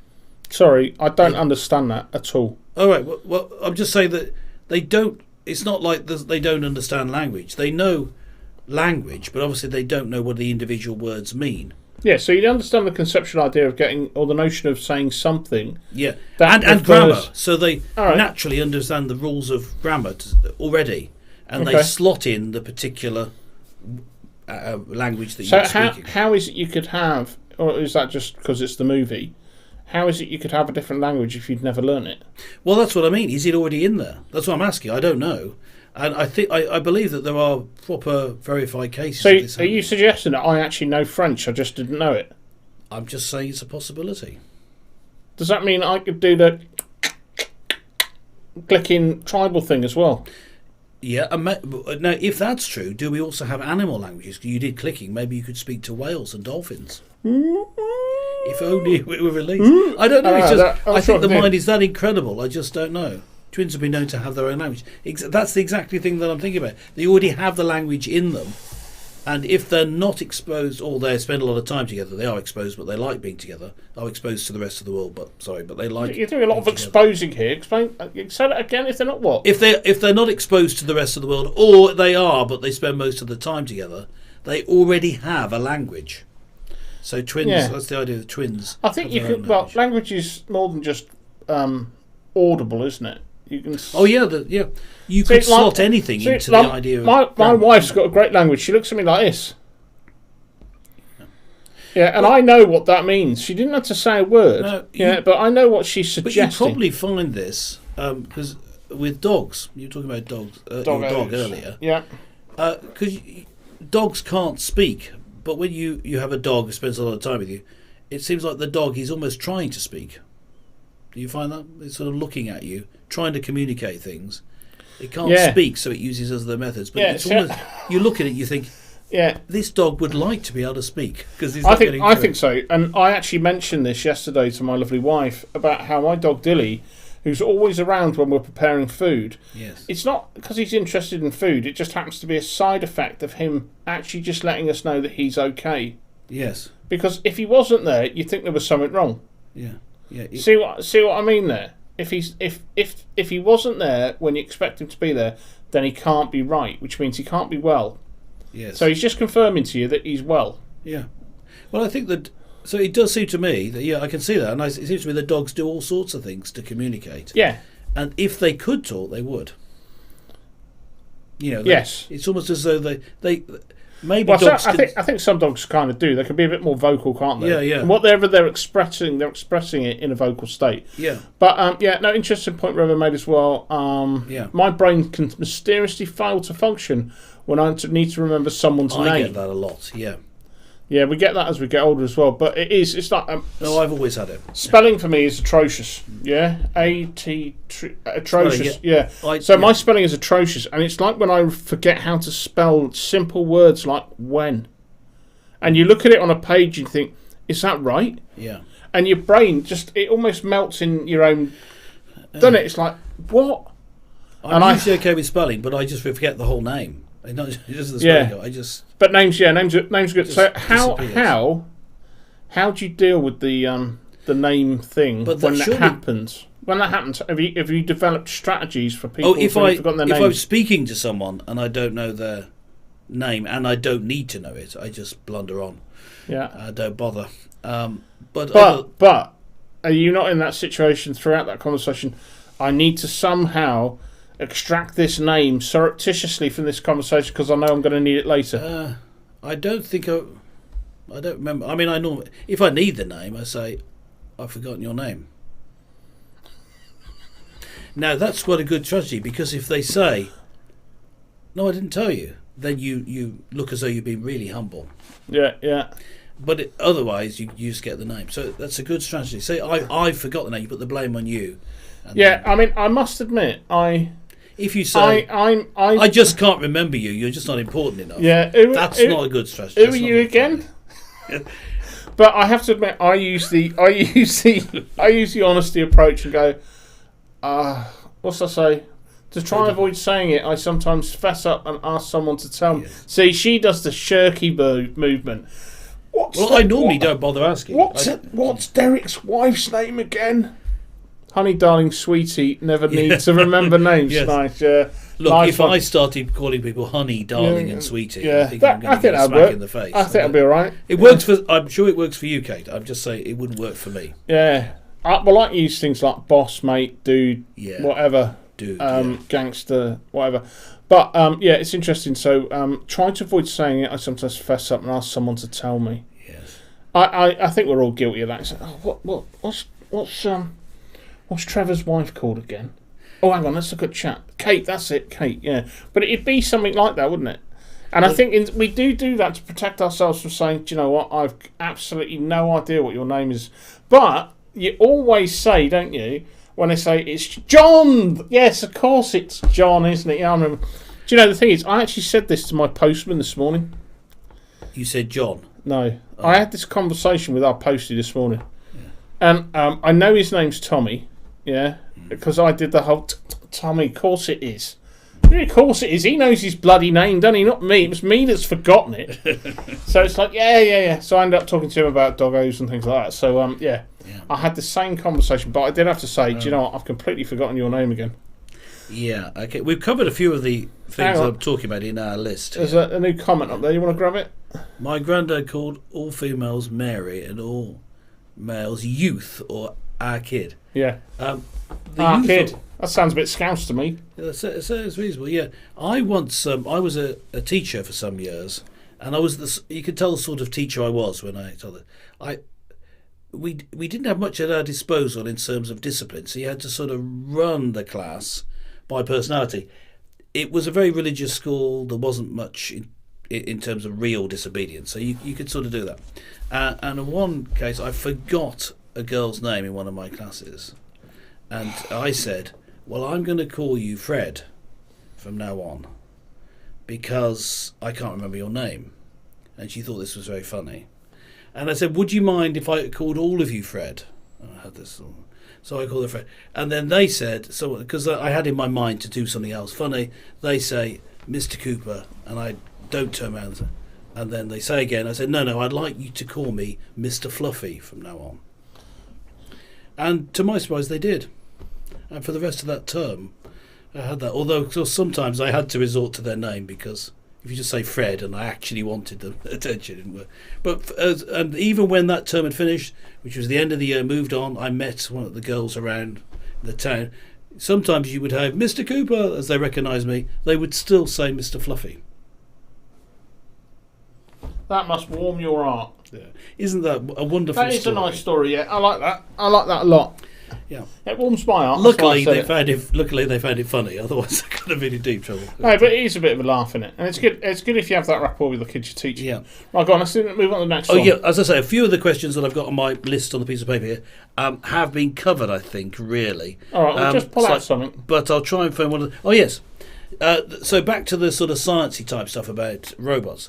Do you think we will ever be able to augment our brains with technology? And if so, would you do it? What, jack in? Yeah, well, you see, take memory. You could plug in some memory, couldn't you? USB stick. All names available. Could you imagine that? Could you imagine that after a service when you've got new people and you're thinking, I can't remember her name. Thanks very much for coming. That was a wonderful sermon. That was a wonderful sermon, Reverend Cooper, Reverend Cooper, Father Cooper, whatever people call you. And you could say, thanks very much, Fred, or whatever. Wouldn't it be great if you had that USB stick in your head said, thanks, Beryl, that's great, thanks for that. Yes. No way. Kate would not jack in. Okay. Well, there could be other things. There could be abilities. Like, like you were saying French. You say, I want to learn French. No problem. Speak French. I'm imagining... I like that. I'll do that I'm again. imagining there's a USB slot in my skull. Do that again. No, it was a hand gesture. Yeah. Yes. Speak French. Yes. No Tai Fu. Tai Fu? No, Tai Fu's a brand. Pardon? Kung Fu. No Tai Fu. That's a cup of tea in it. No Kung Fu. Yeah, have you ever not seen The Matrix? Je ne sais quoi. Yeah. What? Have you seen The Matrix? It's the only French I can remember. I've seen The Matrix, yeah. Yeah, so they do that, don't they, to Neo? Yeah. They teach him Kung Fu, Jiu-Jitsu, drunken boxing, all that sort of stuff. Yeah, because he's jacked in. So same thing. Yeah. It would be very nice, very strange, but would really be... hang on. It would be very strange because it wouldn't really be me. Yes. And yes, Trevor's seen The Matrix. Yeah. Yeah. What do you mean it wouldn't be you? Yeah, it's interesting. Well, with an ability that you haven't really learned. Hang on. What do you mean it wouldn't be you? It would be you just because you've learned something, that doesn't change who you are. No, it wouldn't really be me, it says that, I think. No, it would be really you, wouldn't it? It's only a different method of learning something. That's the difference. Well, I don't know. We don't have the technology. So in principle, hang on. It. Maybe I'm confused here because maybe that's a statement based on the early part of this conversation. Yeah. If it was like if you could download French, yes, that would still be you, wouldn't it? But what you're saying is if you augmented, that wouldn't really be you. I think that's what Revo's saying. Yeah. Right, okay, get you. Yeah. Anyway, yes, that's interesting. So, let's... so, would you jack in? Would I jack it? I think if it were terms of information like French, I think I would do it. Yeah. So, sorry, say that again. I don't see it as any... If it's terms of just information, like getting someone's name, I think that it's only the same as holding a mobile phone and being able to look up the name. But I think I'd be very suspicious of having anything going into my body in any way. I mean, I wouldn't have an operation unless I actually had to. You'd have to have an operation to put in the USB slot. So I don't think I'd do it. But what if it I was, started off saying I would, but then as I thought about it, I thought, no, I wouldn't. but like with I your wouldn't do with it. your theories of world domination and everyone taking over the world and stuff, so you might end up with these implants at birth. Would That's you not be my- Would you be one of those people that No, force but the you must implant understand, out? it's me. I'm taking over the world. Oh, is But it? don't tell anyone. Oh, okay. Yeah, otherwise it won't work. So does that mean we put implant? Ah, maybe this is the world's salvation: is that we have to save the world by taking it over. I think this is how we're saving the world this week. Right. Okay. So We're going to implant everyone Right. Okay. with Yeah. using USB slots in their So brain. I've decided how this is going to develop. We're not going to be sitting here trying to think about how to save the world. With chat, we're going to figure out how we're going to take the world over. Well, just think about it. Look, That sounds like a better plan, doesn't it? how would you, if you wanted to say, the problem with the world is, people, there's certain things they don't know, so they end up, going into dangerous situations or messing things up, so they don't have enough information. There's also people don't understand each other, so if you could plug in, the language option and understand everyone, people will understand each other better. And so if you put those two together, you can save the world. Yeah. Apparently, I've got a very done monotone. it. Right. Listen, I've got a very monotonal voice. Mm-hmm. Yeah. So when I'm being comical, in my mind, I still sound the same when I'm being serious. Are you being comical or serious? Yeah. So what's this? You're obviously end being up serious. all being Borg then. Yes. Yeah. The collective. Yes. In fact, I think it's this idea that you can make people better in various ways. That they've all got to behave a certain way. They need a bit more. More information. I like, but changing the way people think or etc. Or even through augmenting them, forcing them to do it is a bad thing. If people take it up, I think it's going to end up being awful, because once you're plugged into whatever it is that's supplying you with your augmentation, you could be changed, couldn't you? You're sort of giving over some of your autonomy, some of your power to make your own decisions. So I started off thinking it was a good idea. I think it's a bad idea. But one thing I hate is the idea I think the problem is it's. I think there's a huge potential. Again, it's almost like it's the same story, isn't it? It's the same story. So, like I suppose, I'm trying to think where I had this conversation. I don't know if it was here or whatever. I think it's about dating and people meeting each other. And now it's the norm for people to meet each other on websites and stuff. Yeah. I don't know if we discussed that or not, but it was kind of considered really in the 90s when this thing sort of started kicking off online. It's like, what? You mean you don't meet people down the pub? And like actually the way that people meet each other now is on websites and on this sort of stuff. Us lot, who all met each other down the pub or in some other kind of social or perhaps spiritual whatever. Just trying to think of my own relationship here and perhaps your own. But yeah, it's very common now, so it's not seen as being weird. Whereas like if technology was available, you'd probably think, wouldn't you? Because I suppose people thought the internet was a bit mad, and then originally no one. I'm not putting my bank details on the internet, and I suggest that most of us have actually got our bank details all set up on the internet, so we can do transactions and stuff. And of course, some of the very older generations still won't do that because of fear of the internet and all this sort of stuff. Someone's going to walk off with all your money, right? And I think in the same sense of this is that you think whenever something technological comes up, we all lend ourselves to the darkest side of realising what it potentially could do for harm, rather than actually look at the concept of what it can do for good. But here's a question that maybe this will save the world. Here's a question. The fear that people have that they were giving too much information to websites and this sort of thing, meaning you were giving control over to people who you didn't know, who might not have your bad interests at heart. Maybe that is exactly what's happened. Maybe the older people who are not giving up the information are the bright ones here. Maybe they're the ones who are saving the world for us and pointing out you shouldn't really be trusting these big corporations or whoever, people you don't know on the other side of the computer screen. And actually, we've given away too much information.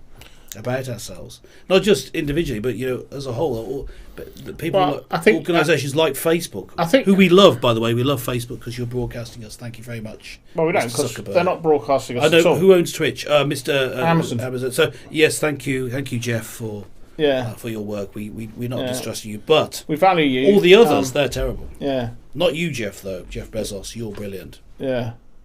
Is that his name? Okay. He owns Amazon, and he's, I think, currently the richest man in the world. Is he? Well done, Jeff. Is he beating? Love it. Is You're doing well. Is he beating? What's his name? Tesla bloke. Yeah, he's up there. He's not the richest. Anyway, right? Yeah, okay. Mr. Tesla bloke. But I think you're right. I think the thing is that this came up in conversation just by having a Tesco's club card. Yeah. Yeah, by filling in the information and testing what you shop. Yeah. So you do a shop for Tesco's, you swipe your club card, get your points, and by the end of it, they know if you're what sexuality you are, whether you're spiritual, Christian, Muslim, all of these things. They can devise that by data mining the data that you supply them, just by existing. And by the way, the technology is there to detect who you are by your typing. So you may put in a different name, thinking you're being clever, but they can tell by the way you use the keystrokes who you are. What surprised me was this was a few years ago now that Really, that they had the technology for their computers to be able to automatically, without a human present, understand your speech. Because you're thinking, oh well, as long as I put good tags in, put a description for a video, doesn't matter what I say in it. So if they say no, we don't want you to talk about whatever it might be, whatever the sensitive subject is that week, say it's snails, and then you don't put snails in the title, but you talk about them in the video. Now they'll catch you. yeah. See, again, Snails. Right. I think That's the video. I'm thinking about I'm just looking at I'm doing the keystroke point. Yes. Is that they can tell. I believe so. I believe that's right. Yes. And I think can't do that with a touch screen. No, they can just get See, your fingerprint. See, I married a chick with savvy. Tell you can't do that with a touch screen. Well, don't you type I just pointed out. Well, I don't know. I don't know, maybe she's. I don't I know. don't They'll know. find something. It was funny, so that was the main thing. Yes. But I think the point is we often, and that's a good example of the point I was trying to make quite badly, is that we leap on a scenario and find the darkness in it. Yes. So the darkness might be, Yes.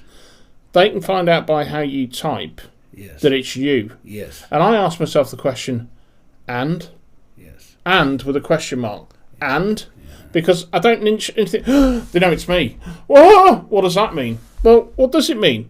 And I think the same thing when people do or gather information on people. Do I want targeted advertising at me? No. Why not? Why don't I want the advertising of things I want to look at rather than all the stuff I don't want to look at?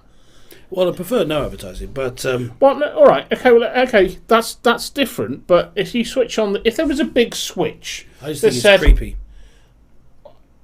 my mum gives us the cash and gets us to use our account. Great. Yeah. Good thinking. Yeah. So, but I Yeah, I was with you on this, and what's the effect?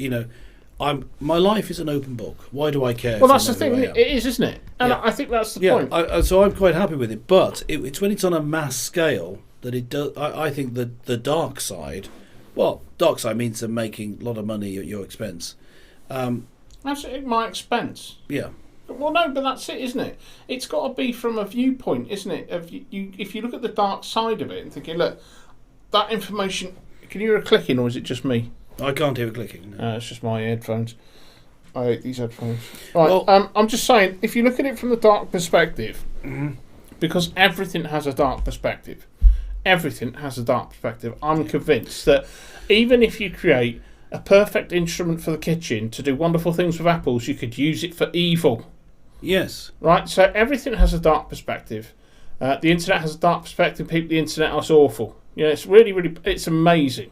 Yeah, Well, it's both. It can be both. Exactly, and everything is like that. So if you look at technology, and whether it being data mining or whatever, to find out what it is that your customers really enjoy, would you use that software? If would you use that functionality in software if you owned a business to ensure that you would target quite what they do. Of course, they sell your information that could be used by people who. Right. So that's a different point. So you're saying that the business model of Facebook is to take your information and sell it to other people. That's how they've always made their money. Okay. So the point there is the technology is not at fault, but it's our manipulation of that technology that is. Yes, but we were originally talking about whether you take something and you change yourself with it, you augment your brain or whatever it is. No, yeah, but all I'm saying is that the fundamental ideas behind technological advances often are received immediately with a negative or dark thought. So whether you actually think, right, okay, originally the idea of saying, oh, I'll tell you what, let's keep data on people so that we can actually target them in the right way. Perfect idea, someone manipulated it. Tell you what, let's jack people into some sort of system, augmented AI system, so we could give them access to information in a heartbeat, all right, that they don't already know. Good idea. Then we go down the black route and think, right, now we're taking over the world. Yeah. I think that that's a bad idea anyway. As soon as you're putting some things into your body which you didn't need to put in there unnecessarily. That's why I'm just against unnecessarily. Yeah. See, that's an interesting point as well. If you look, so if I need to have an operation, we've done a full circle here because we've gone back to what was his name? The first guy we talked about. Let me find this guy. You mentioned him right at the offset of this. Augmented. There he is. Isaac Asimov. Oh, him. Right. I thought you meant Isaac Asimov wrote the story of the Bicentennial Man. Yes. All right, and the Bicentennial Man was the basis for that story is that it was a robot that had what you'd perceive to have emotions and feelings and thought, and because he was made 100% synthetic, yeah, he was defined as being a robot. Yeah. Now, as we develop in medical practice, all of these things, the whole idea is that I think that he designed a synthetic heart or something, and the judge, when he went to see this court thing to try and become deemed as human, was actually I think he had a synthetic heart. So does that mean he was augmented, or is he still human? And if this technology enables us to live better, function better, replace failed organs, enable us to learn better, enable us to figure out things that go on in our minds, deal with the natural issues. It's not that I'm not for it. I think what I'm trying to sort of figure out is why there's always this instant reaction to, I've seen the dark side, therefore it's bad, without actually trying to explore the good side. Well, I mean, that would be a mistake, but I think seeing the bad side, therefore being careful, is a good idea. So there can be bad uses to good technology. And, absolutely. 100%. So say, for example, people are now skilled surgeons can perform plastic surgery. Yep. Great. But if you don't like your appearance a little bit, doesn't matter, don't have it done. It's unnecessary changes, unnecessary surgery, so there's possible harm to you. Don't do it. That's really what I'm saying. All right. So augmented reality, you've got to stick something in you, whatever it is. Don't do it unless say for example. Well, it's the same thing, isn't it? Don't change something that's not broken. That's fair enough. Yeah. But the point is if at the end of the day it will enhance your quality of living, and it might have a positive impact on society, then you could argue that actually it's a good idea. But you see, let's take a step back a bit. We talked about mobile phones, which are great. There was good things about mobile phones. Yeah. And I like the fact that they can actually enhance conversation. Like you were looking at things up as we're talking. Yeah. You can look things up on your phone. Oh yes, who did win the cup final in 1956? Well, I'll look it up. It can add to conversation. And we do that all the time, don't we? Yeah. I'm always looking it up. I can never remember who won. So what I think you could do though is as you have the phone with you, it takes away your memory power. It takes away your conversational ability because everyone's looking at them. In the end, even though mobile phones, smartphones are very useful, maybe you'd be better off without them. Well, this came up in conversation for us again on planning a holiday this year. Is that we're going to a place that doesn't have Wi-Fi, but I've also found out that it's in a really poor idea for phone signal as well. So that means no internet. And Brilliant. well, Or is it? I think this is. I think the question here, right? I'm trying to formulate this in my head. The question here is, and I've watched a load of people talking about this in some vein or another. The question here is, look, if you stopped watching social media, would your life be better? All right, rather than tune into social media all the time, Facebook, YouTube, whatever, Twitter accounts and all this sort of stuff. If you stopped that, would it be better? If you stopped access to the internet to watch other things, would it be better?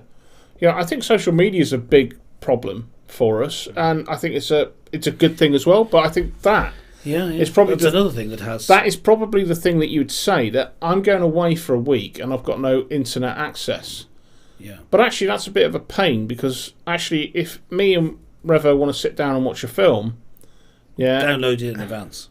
Well, yeah. But what I'm saying, I know that we've thought about that. We've thought, right, we'll download them all before we go. Right, well, it depends on what you want to watch, doesn't it? Oh, we've got this to watch. Spontaneity. Yeah. Yes. I like the spontaneity. Saying, so I fancy watching Bicentennial Man now. Yeah, because you better download it ready, or you. Well, yeah, unless I watch it beforehand. But that's the point, isn't it? So I don't know. I think it's an adjustment, isn't it?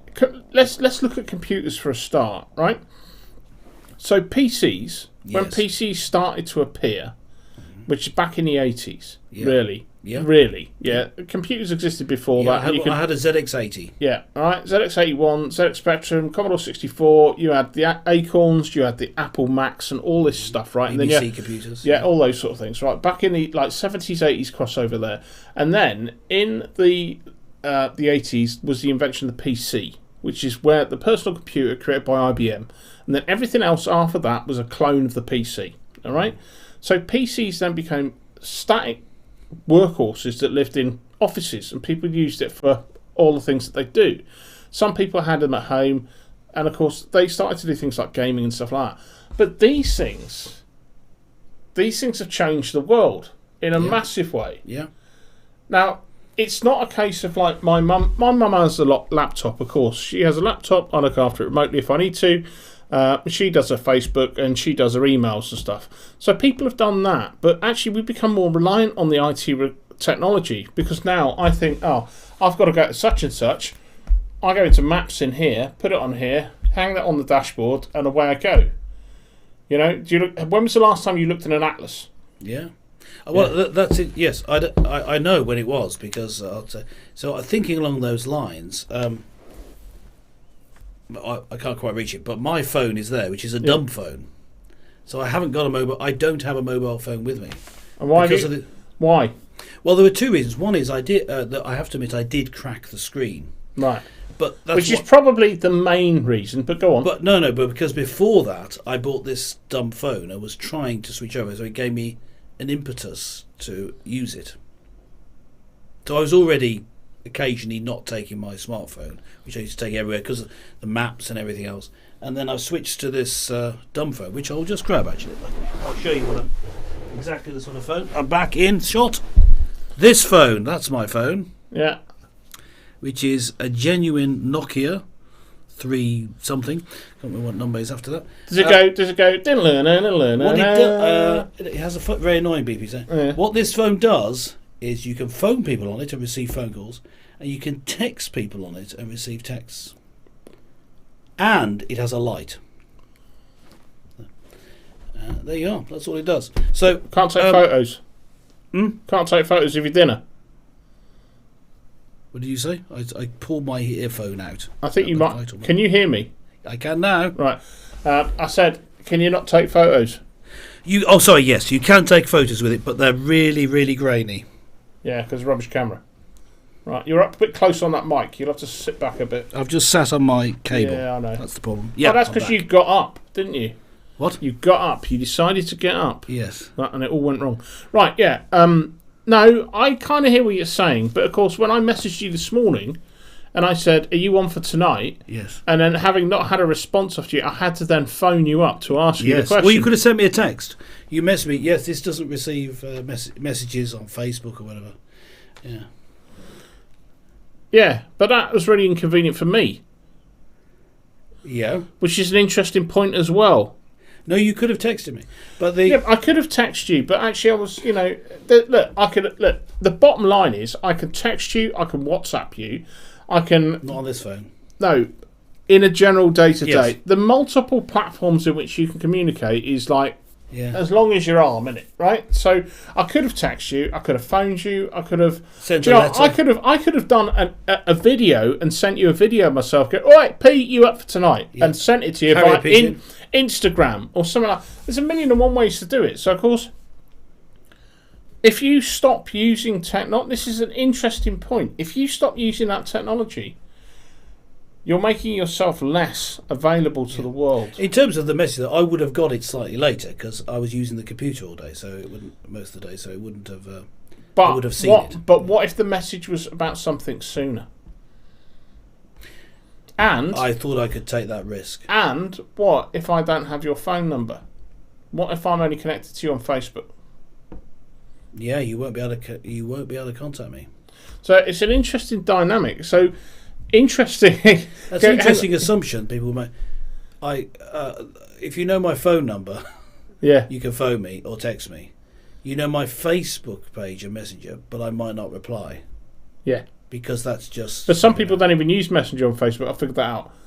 Back in the day when, social media can be a bad habit. We are too used to instant communication. Well, I'm thinking of... I don't know whether I'll just stick to it, but at the moment, I usually just use this phone. Oh, I stopped using Facebook for a month once. Yeah, Facebook... And I thought it was a good thing. I felt better for it. Yeah, all I'm saying... Yeah. All I'm saying is that back in the day when the internet came out, right, I remember having a chat with a guy I used to work with when I worked in IT. And we started talking about the concept of like newspapers and things like that. So the Telegraph now, or all the newspapers now, effectively broadcast their sheets online, don't they? Yeah. So if it all moves online, then those people that don't have computers are discriminated against because they can't. If they move it all online and still don't and get rid of the printed copy, they can't access the news because everyone's doing it online. So in part of the way you're being shoved down a route, a strategic social route that you have no control over. But in a sense, if you do become someone who lives in a hut in the woods and are uncontactable by normal methods, which in 20 years' time might be through a socket in the head, an augmented. I just do this. Okay, hang on. I'm just going to ask Pete, and inside my head I start going, Pete, are you there? And then you just stop, plugged in, and I can see that you're offline. Now I can see you're online, all right, and then you're online because I can see in my visual space, Pete, the Reverend or whatever, aka a nickname I've got for you, Pastor Pete in green. He's online. I could see where you are. Yes. Yeah, you're in Tesco's. Yeah. All right, in the freezer aisle, and I go, Pete, you got a sec? Yeah. All right, mate. What's up? And you're chattering away to me from Tesco's through your head. Yes. You think that'd be good? Um. Well, the thing is, when I first had a mobile phone, I thought it was like magical. I'm in the middle of nowhere, I could speak to someone. Great. But after a bit, it gets a bit irritating. I think it's, again, the balance is about how do you manage using technology. I think people have expectations. Right. So someone sends you a text, all right? It's trying to remind me of clingy ex-girlfriends, to be honest. Sends you a text and you haven't responded in 5 minutes, and then a message you go, why haven't you responded? Do you know what I mean? There's an expectation of how people communicate. Yeah, there's also an expectation that you should phone back if you're called, which I find strange. Why would it mean because you phoned me that I should call back? I didn't initiate the phoning. You did that. I might not want to speak to you. Why should I phone back? So is that what happens every time I phone you? I don't get through, and you never phone me back. Is because you think, well, you phone me back then. But then I don't know when you're free. But clearly, I've been trying to get hold of you. Well, I wouldn't know when you phone me. I don't have a. I think that I don't have a. Shut up. That's rubbish. On your normal phone that you knew. No, I haven't finished what I was saying yet. Go on. I don't have Voicemail. No. If you have a missed call from me, it will come up in your logs of calls that I have tried phoning you at such and such a time. Yeah, right? Absolutely, yeah. So you should be it will come up on your phone up here, somewhere there, it will say missed call. Yeah. Alright, so you'll see that I've tried to phone you and you won't phone me back. It's down to me to phone you. Not necessarily. I mean, if someone wants to contact me, including you can phone me again, couldn't you? Yeah, but if you haven't answered the phone, I don't know when you're free. Correct. But clearly you know that I'm trying to get hold of you. Yes. That doesn't make any sense whatsoever. So I tell you what, I'm going to phone Pete today. I need to speak to him about things about tonight. So I phone him at 10 o'clock, no answer. Right, okay, well he knows I'm trying to get hold of him. I'll wait for him to call me. Nothing, right. I've still not heard. I'll try him at 2. I'm getting a bit worried now. Still no answer, right? And I don't know what you're doing in the day. No, you don't. I could have phoned you at 10 and you were at the till at Tesco's, and rather than be offensive towards the lady who's serving you, you didn't answer your phone and you continued with your transaction, thought, well, if he needs me, he'll phone me back. And then at 2 o'clock, you're in the middle of eating something, yeah? And I'm desperately trying to get hold of you, thinking, where is he? You know I'm trying to get hold of you. Yeah. Twice you know I'm trying to get hold of you. All right, and eventually you rock up here at 7:30 saying, yeah, I'm ready. I said, yeah, it's off. I tried to phone you twice. I pretty much always phone someone straight back. But you understand the point. Yeah, but what I'm saying, yes, except for I think I don't see the duty to phone someone back. But in normal cases, if it was... But I normally do, yes, if it comes up. So what I'm saying is if I phoned you, I'd expect you to phone me back if I've missed you, and vice versa, yeah? But if a company like Barclays Bank phones me up, I'm not phoning them back. They can phone me, yeah? In fact, that reminds me, actually, when the bank phones you up and says, hello, this is the bank, can you answer some security questions? And I go, no, you just phone me, yeah? Why do you want me to give you security? Why do you want... Has anyone had that? Right, I just need you to confirm who you are. Well, I am who I am because you're phoning my phone. Yeah? If you phoned anywhere... Yes. That's another annoying thing. Yes. Yeah. I don't like the assumption... I mean, yes, if you phone me, unless I missed it, I would phone you back. Yes, if I don't like the general assumption that you have to phone back. No, I get the point. But... Yeah. So, another one from Revo. It would also come up on my dumb phone. You see, that still works with this. I know the missed calls. Yeah, good.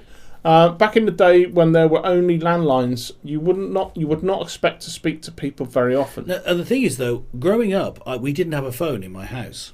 I didn't have a phone in my house till I was...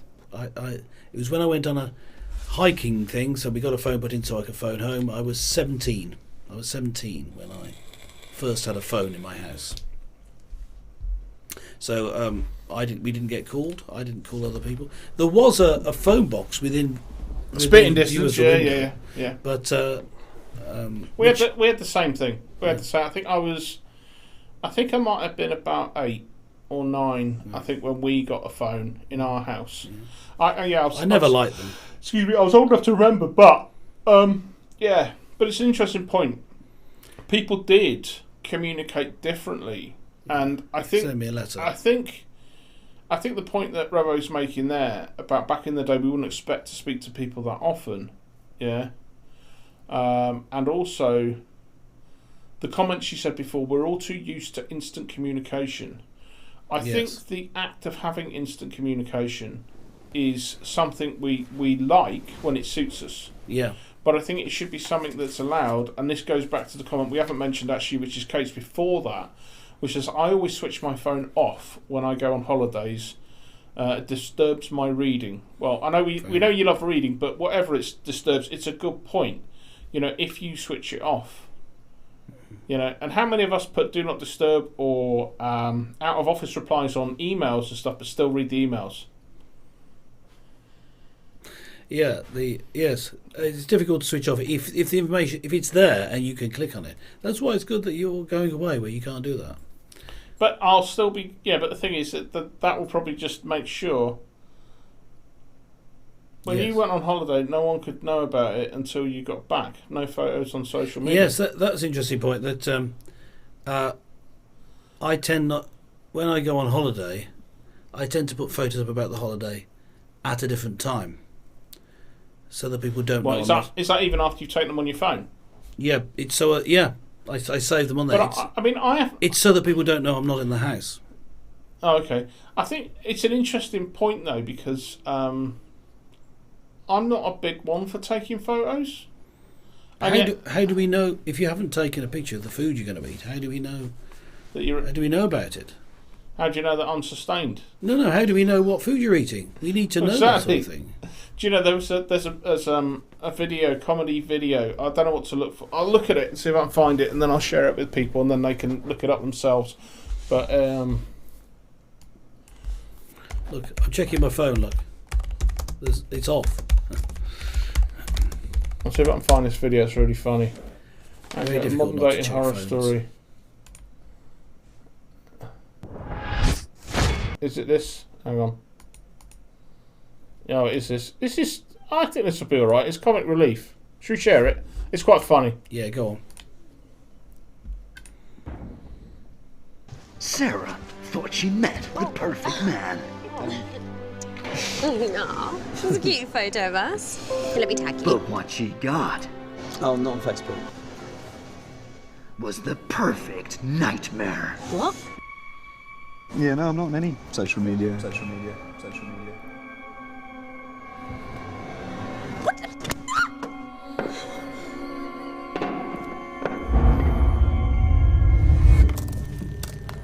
Oh, this can't be happening. Oh, not on Facebook. Can't find him anywhere. Yeah, no, I'm not on any social How am I media. supposed to find pictures of his ex? So Snapchat, WhatsApp, Facebook, he's not on anything? How does he send you a dick pic? He doesn't. I've only ever seen his dick. In person. Oh my god. I don't know what to do. Oh, I took a great picture of my boobs earlier. So I didn't realise he was doing this bit. It's gonna be okay. Is it? Getting a little bit graphic. They don't know what he did last summer because it's not on Facebook. He is untraceable. He's completely off the grid. A ghost, if you will. He's not on Insta, LinkedIn, or Pinterest. And if you think he's on SnapMap, you're crazy. I mean, the man has no digital footprint.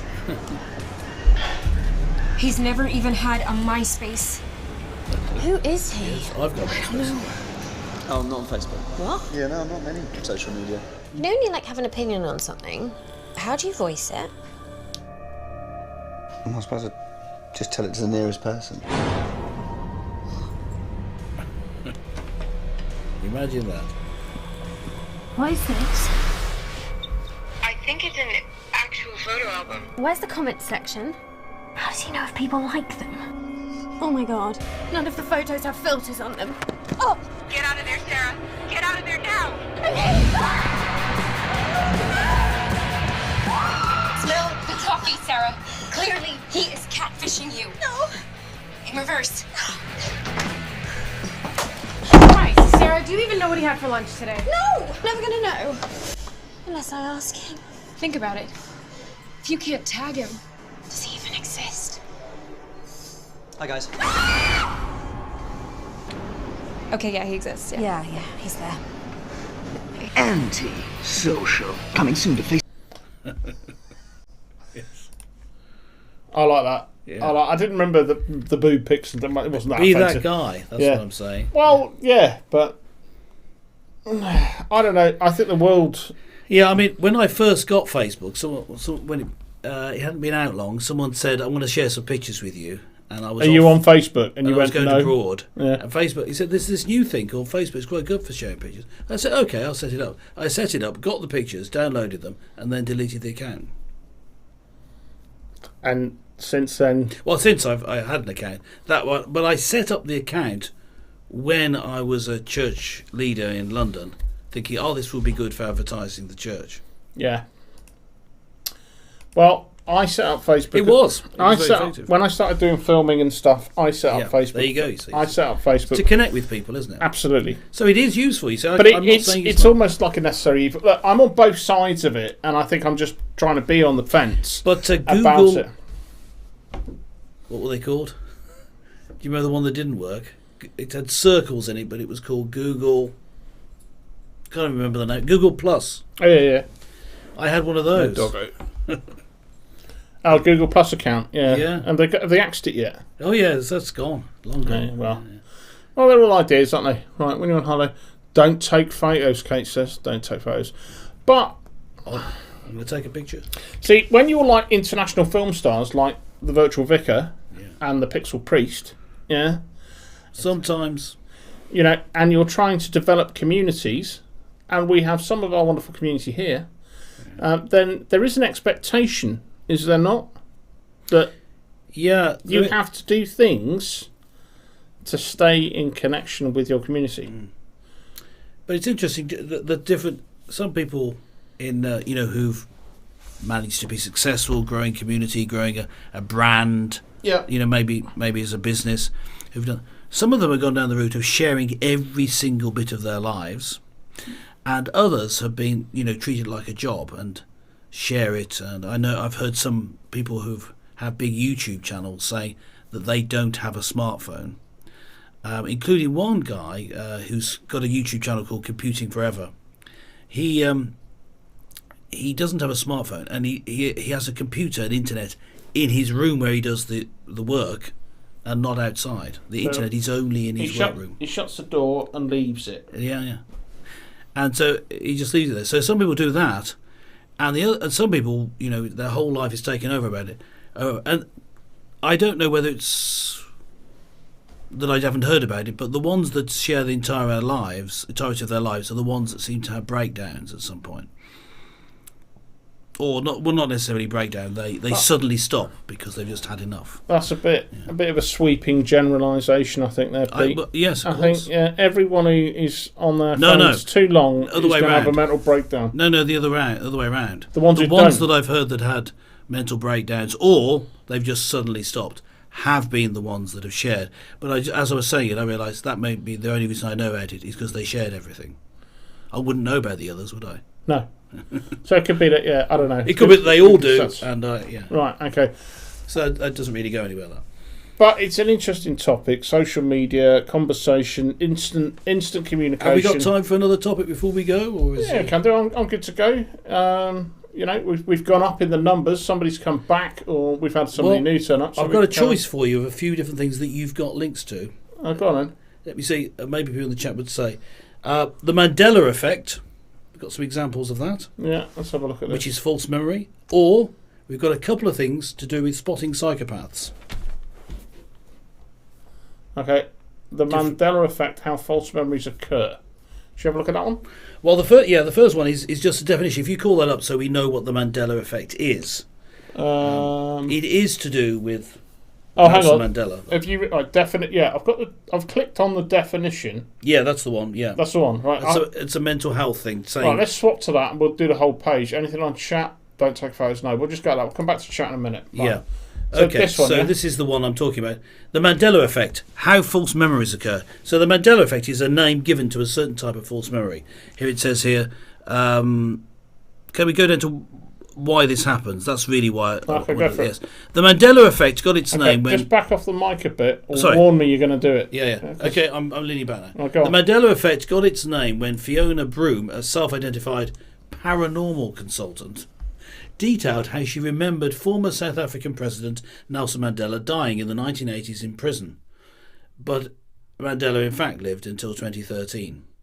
Broome could describe remembering the news coverage of his death and even a speech from his widow about his death, yet none of it happened. If Broome's thoughts occurred in isolation, that would be one factor. However, Broome found that other people thought the exact same as her, and even though the event never happened, she wasn't the only one who felt like it did, and as a result, the Mandela effect was born. Another way to describe the Mandela effect is a collective false memory. A large group of people collectively always say a particular saying or a memory a certain way, when in reality the truth is different from the memory. Conspiracy theorists believe the Mandela effect is an example of alternate universes. I don't think that's a conspiracy theorist, is it? No, it just sounds a bit nonsense. That's just well, there is a scientific theory that there are. Well, I think. Well, that's really it. That's really. Well, let me switch back to us, because I think the interesting point about that is, and I've kind of muted on this conversation before, and the conversation is, if you say something to yourself often enough, do you believe it to be true? Yes.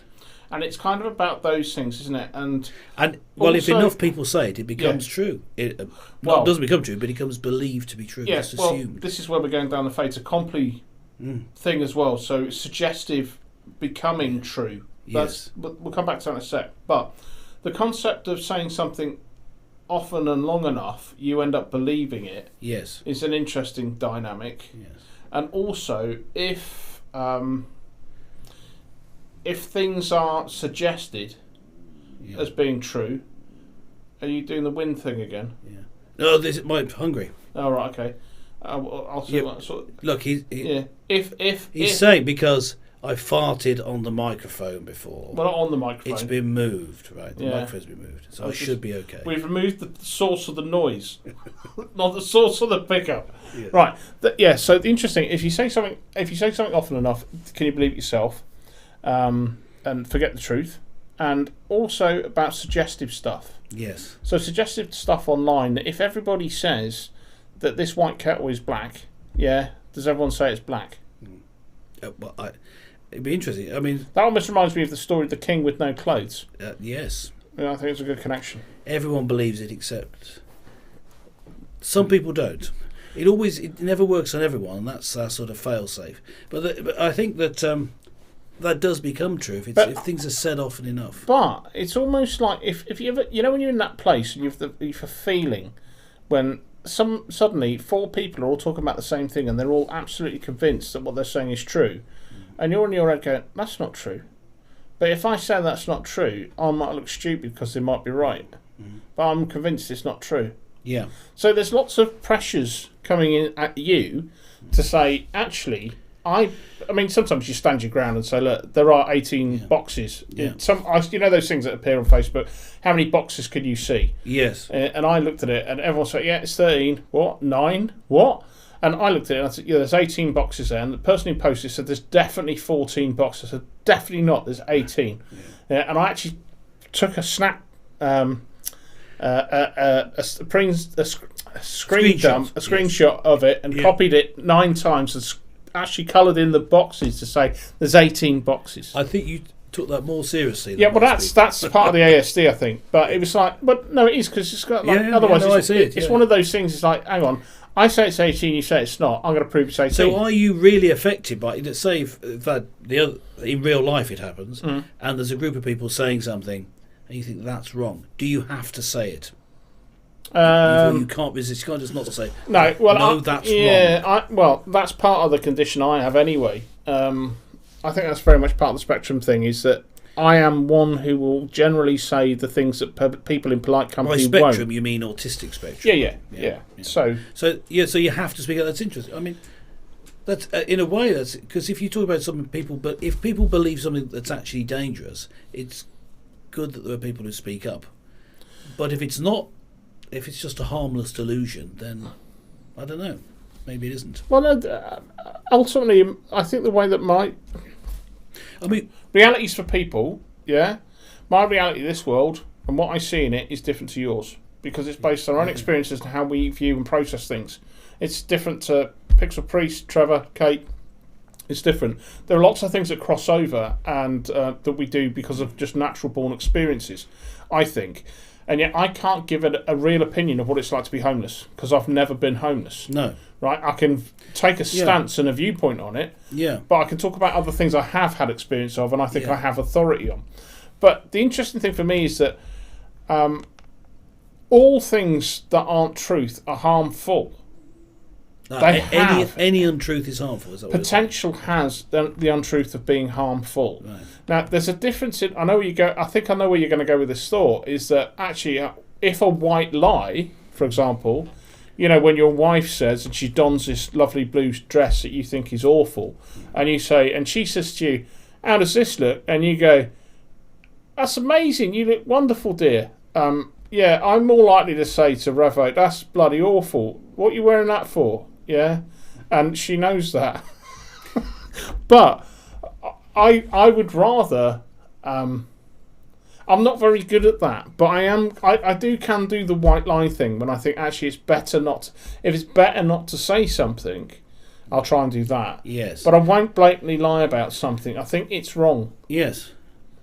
Yeah. And I think you're right. Often it comes back to bite you in the arse so much all the time. If you do that, yeah, it will come. There is back. a sort of thing called which people usually call the social contract. Oh, so yeah. I've so heard you about do, this. Go on. you have to lie about certain things. Right. Like, for example, the blue dress. It used to be a case that all women are beautiful, and that as a man it was accepted that you would never say that a woman was ugly. At least, well, you might say it to your mate sniggering down the pub, but you wouldn't say it in polite company. That's the social contract. Right. And so there are certain lies that are accepted, and they're not regarded as lies because you have to say them. I'm not saying it's right. I'm just saying this is an analysis of it that's often pointed out. And so that's if you don't do that, you can't really navigate. You find it difficult to navigate events socially because you're breaking this rule all the time. The play Pygmalion, which was My Fair Lady the musical. The main guy in that, the professor in that, who's teaching English to this flower girl who doesn't speak very good English. But paradoxically, and this is the sort of point of the story, he can do the language perfectly, but he's no idea about manners and etiquette because he doesn't care about them.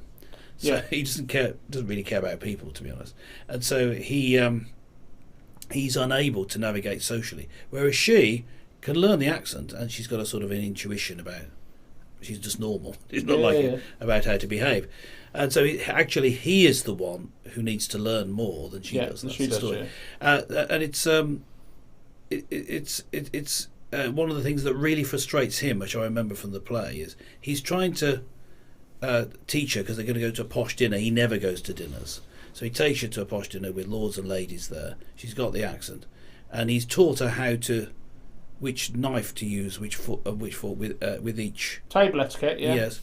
They get there, and all the real toffs just pick up whichever thing they want. And if that means that they run out, they expect the servants to get another one. So if you were a real lady, you disobey the rules. So it gets very complicated if you don't.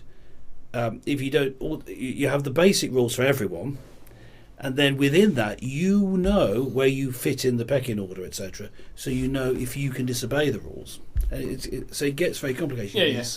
But some people do it out of arrogance anyway. But I think what's the term? Social contract. Yeah. Right. It's an interesting thing because I think that I probably fail that more often than I'd like. Yeah. And I'm just looking at Kate's comment. Never lie. Truth may hurt sometimes, but should still be said. Yes. I think that's supposed to say bit. I think it's supposed should to still say said. it. Yeah. You should still say it, but should still say it. Yeah. I kind of agree, and I think it all comes down to what is considered the right thing. Why lie to somebody? Why say something and enable them to continue a delusion if they have one? Isn't it done? I don't know. Maybe my wife will do a better example of this. But when we have our 28th row of the day, because I've said something dumb to her, because I'm trying to help her.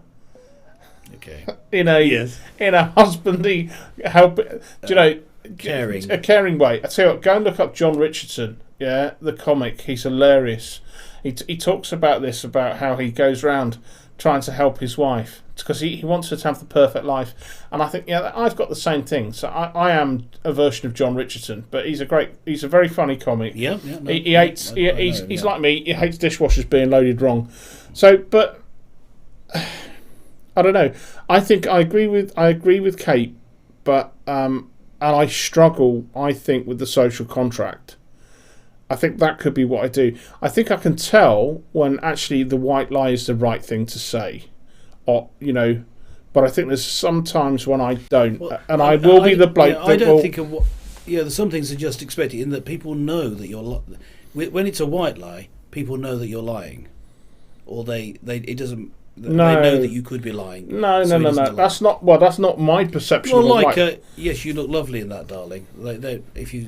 Unless your wife knows when you're bullshitting her, that's a different story. But what I'm saying is, a white lie, in my understanding, was that You told a white lie so that the impact of it was negligible, if anything, and it was to make sure that the status quo remained. So if somebody said something... Yeah, I think that's it. So let's say the best one example I can think of is you got a present for Christmas that you didn't actually like, and you said, that's wonderful, thanks very much. That's a white lie. That is a white lie, and nobody's saying, I think he's saying he doesn't like it. People do that because you're not going to turn around to someone who's bought you a gift and said, look, this is rubbish, you can have it back. Or have you got the receipt so I can have the money for that? All of those social kind of things are wrong, aren't they? But that's what I'm saying. That was my version of a white lie. So you're saying it's different. No, I'm agreeing with you. So, but you're saying a white lie can be interpreted by somebody as saying it was... Yeah. They could be lying, or they're lying to... No. What? It's really saying the same... understand. It's really saying the same thing. So say if you receive a present... Yeah. You forcibly say you say that's wonderful. I love this present. Thank you very much. It's what I've always wanted, and it's. But they don't necessarily believe you. But it doesn't matter. They believe what they want to believe. That you've fulfilled your social contract. You're meant to do that. You're meant to say that it's good. Yeah. Right. Look, actually, I disagree with that as well. I'll tell you why. Because if you're not convincing enough in a white lie, then you've got to be convincing, yeah. Well, yeah, but so why would anyone walk away from that? Because it breaks the illusion if you... Right, no, I don't understand what you're saying. It sounds to me like you're saying... I'm saying they know deep down that you could be lying. Then you failed. Doesn't everyone know that? I mean, that's what I think. I think everyone really knows that people lie when they receive presents, and so they could be lying then. Really? Don't they know that? Well, what do people think in the chat? Isn't that true? I think we need chat's view on this. I am more likely to be one of those people. I mean, I often tell people not to buy me anything, and I mean it sincerely, because what they will buy me will be wrong, and I won't want it. Yeah, and I hate presents for presents' sake. It's a waste of money, and it's tat, and I don't want it. And it's although somebody is so keen to spend some money on me and buy me something of use, whatever, I'm not interested, and I'd rather they save their money. And I say that, and that might sound arrogant and aggressive, but I do strongly feel that that's important. If there's something I do want, I'll say, look, I would really like this. Or if it's something that might be expensive, I'll say, I'd love it if you can make a contribution towards it. That's something like that. So, in closing, do you want to... I don't know whether it's the last thing we're going to do. Do you want to look through some examples of the Mandela effect? Or? Can do. We've got about 25 minutes to it, the 3-hour mark. Yeah. So I'm just looking at the Pixel Priest saying, I think we all sometimes are economical with the truth to save someone's feelings. Yeah, I think we're also... Are we? Well, I think also people are economical with the truth because they don't want confrontation. And that doesn't solve problems either. Right, let's go to the Mandela effect. Do you want to just go back to... yes, I remember having... to say, I like being bought tea towels with Bible verses on. Yes. Oh right, who bought you that? Oh no, don't say. Yeah, we want to know who bought you that. It wasn't me, was it? It sounds like a good present to me. What? And you didn't say that was lovely. Thank you very much. Yes, I remember having to say I liked being brought tea towels with Bible verses on. She did say she liked it. Yeah, I know, and I'm thinking, well, I don't know those tea towels. No, maybe she threw them away. No, she'd have recycled them in some way. Yeah. My stepson. Oh, okay. It's all right. He won't be watching this. I might have to forward. His name. Check out this video we did. Specifically 2 hours and 38 minutes. Yeah. Sorry, let's go back to the Mandela effect. Let me switch screens. Right. Yeah. So these are examples. So this is just, do you want me to go to the next the next link, which is just defining right, let me go to that. What a Mandela effect was, which is to do with Mandela. Oh, okay, here we go. He died in the 1980s. Is the Mandela effect. It's all right. I don't want to do is just jump to a link without checking it first. He appeared a lot in public wearing very bright shirts, as I remember. So I don't know why people don't remember him being alive. Right. So this refers back to it, a personal Mandela effect. Now there were quite a few examples of people showing them, and then a lot of them are the same. Do you want me to go down? Yeah, if you go down, these are quite. They were on lots of different sites. The examples. If you go a bit further down, I don't know what quite what that is. Is this a bit big? Can we make it a bit smaller? Can people see that? So some of these are. So this is one with a greater variety. This site than most that listed them. By the way, you know we were talking about targeted advertising. Yes. PVC tracksuit jacket with white stripes. Yeah. That's targeted for you. It is, and do you know why? Because you like to wear PVC. No, I'll tell you. Hang on, let me switch back because it's important. Because you think, what has he been looking at, right?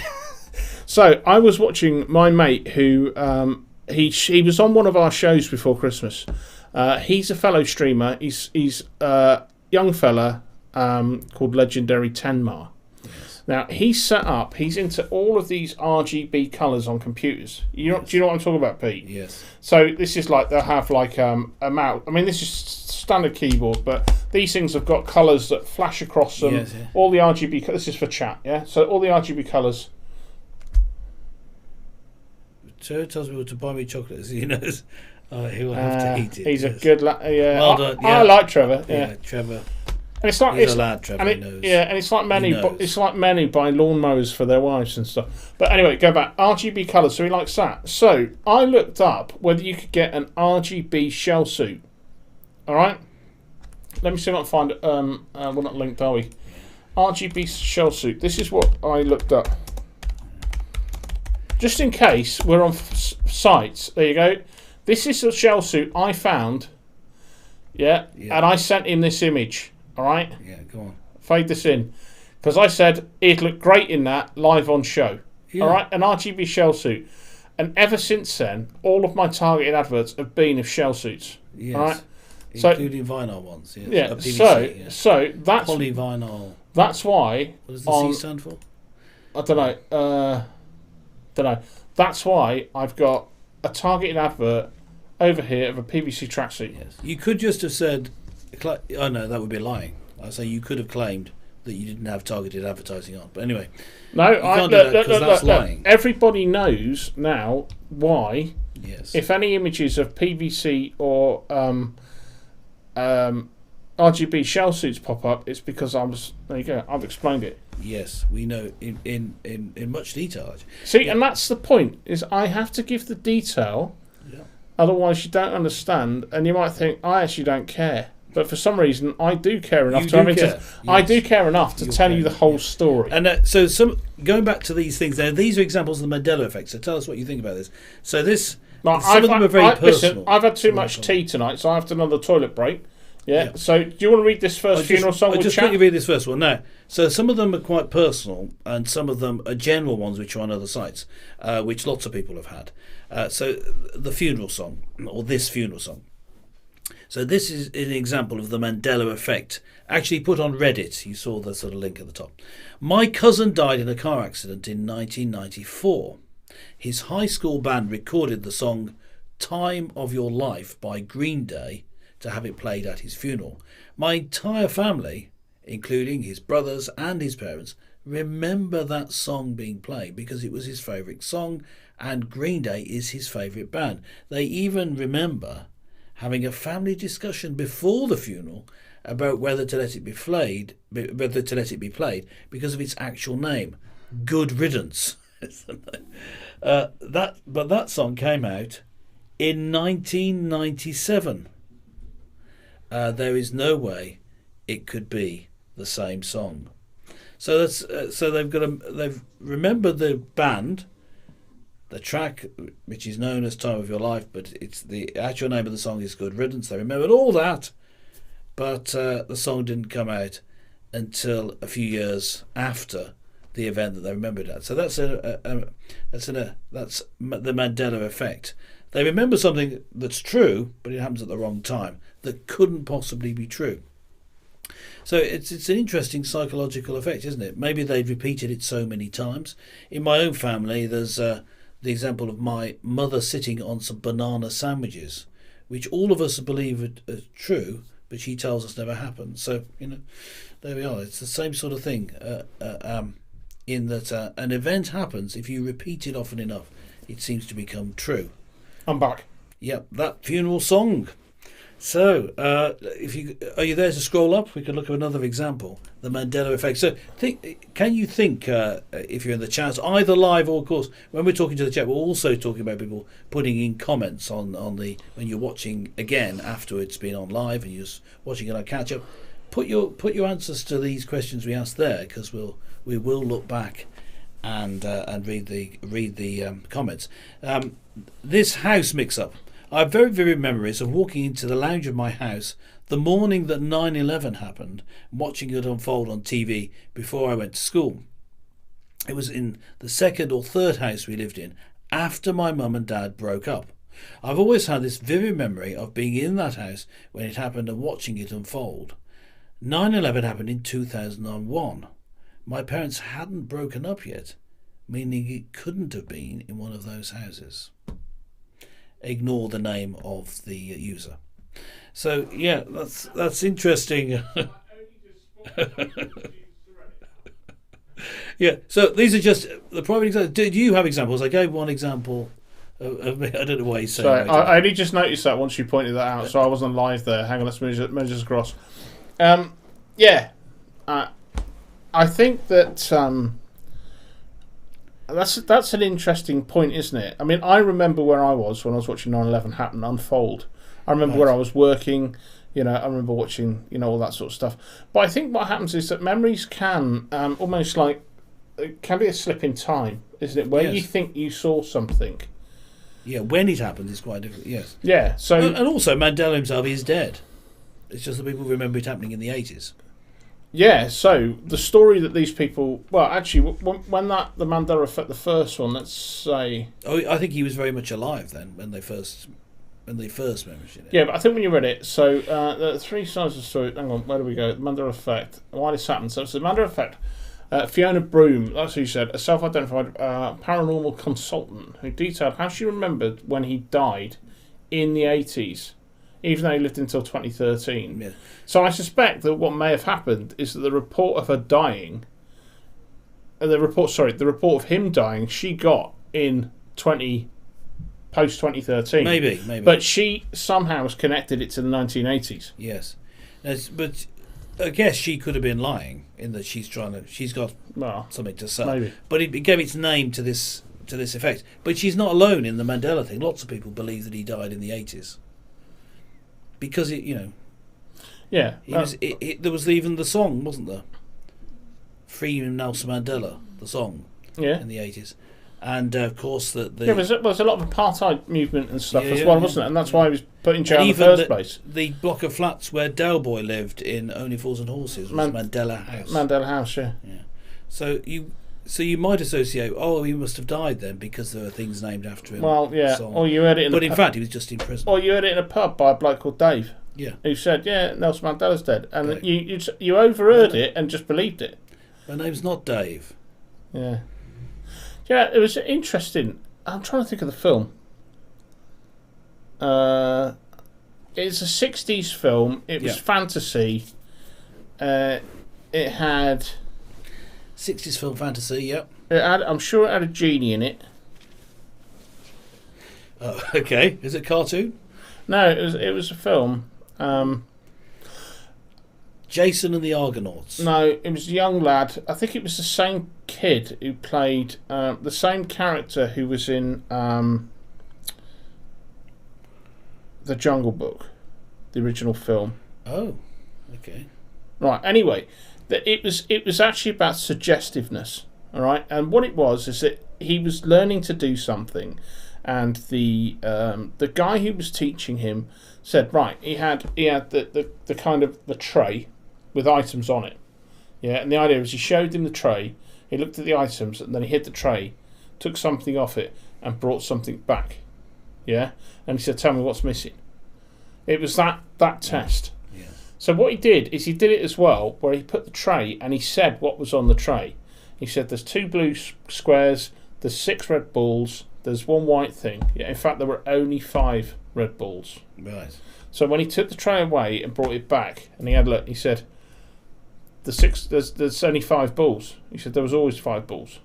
So it's like the notion was is that he'd been told something, so he believed what he'd been told, and he didn't even take it in with his own eyes and look at the evidence in front of him. Yeah. So I think that kind of stuff happens to us on a daily basis. That sort of test is there's a common thing on the internet where you put up the name of a colour in a font of a different colour. Yeah.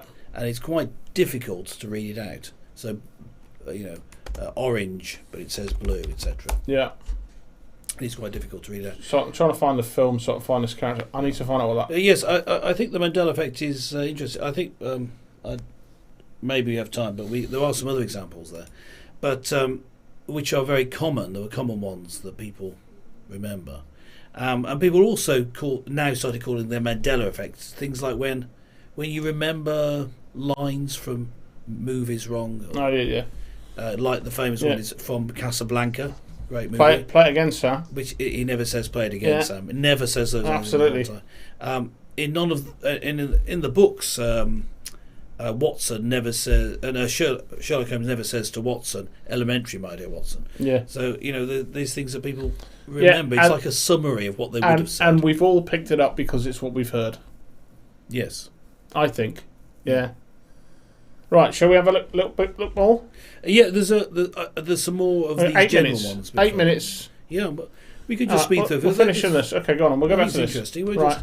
Some of them, though, I don't know. Like the Berenstein Bears. That one, I'd never heard of them anyway. So okay, always was, always will be. Turns out to actually see the rest thing.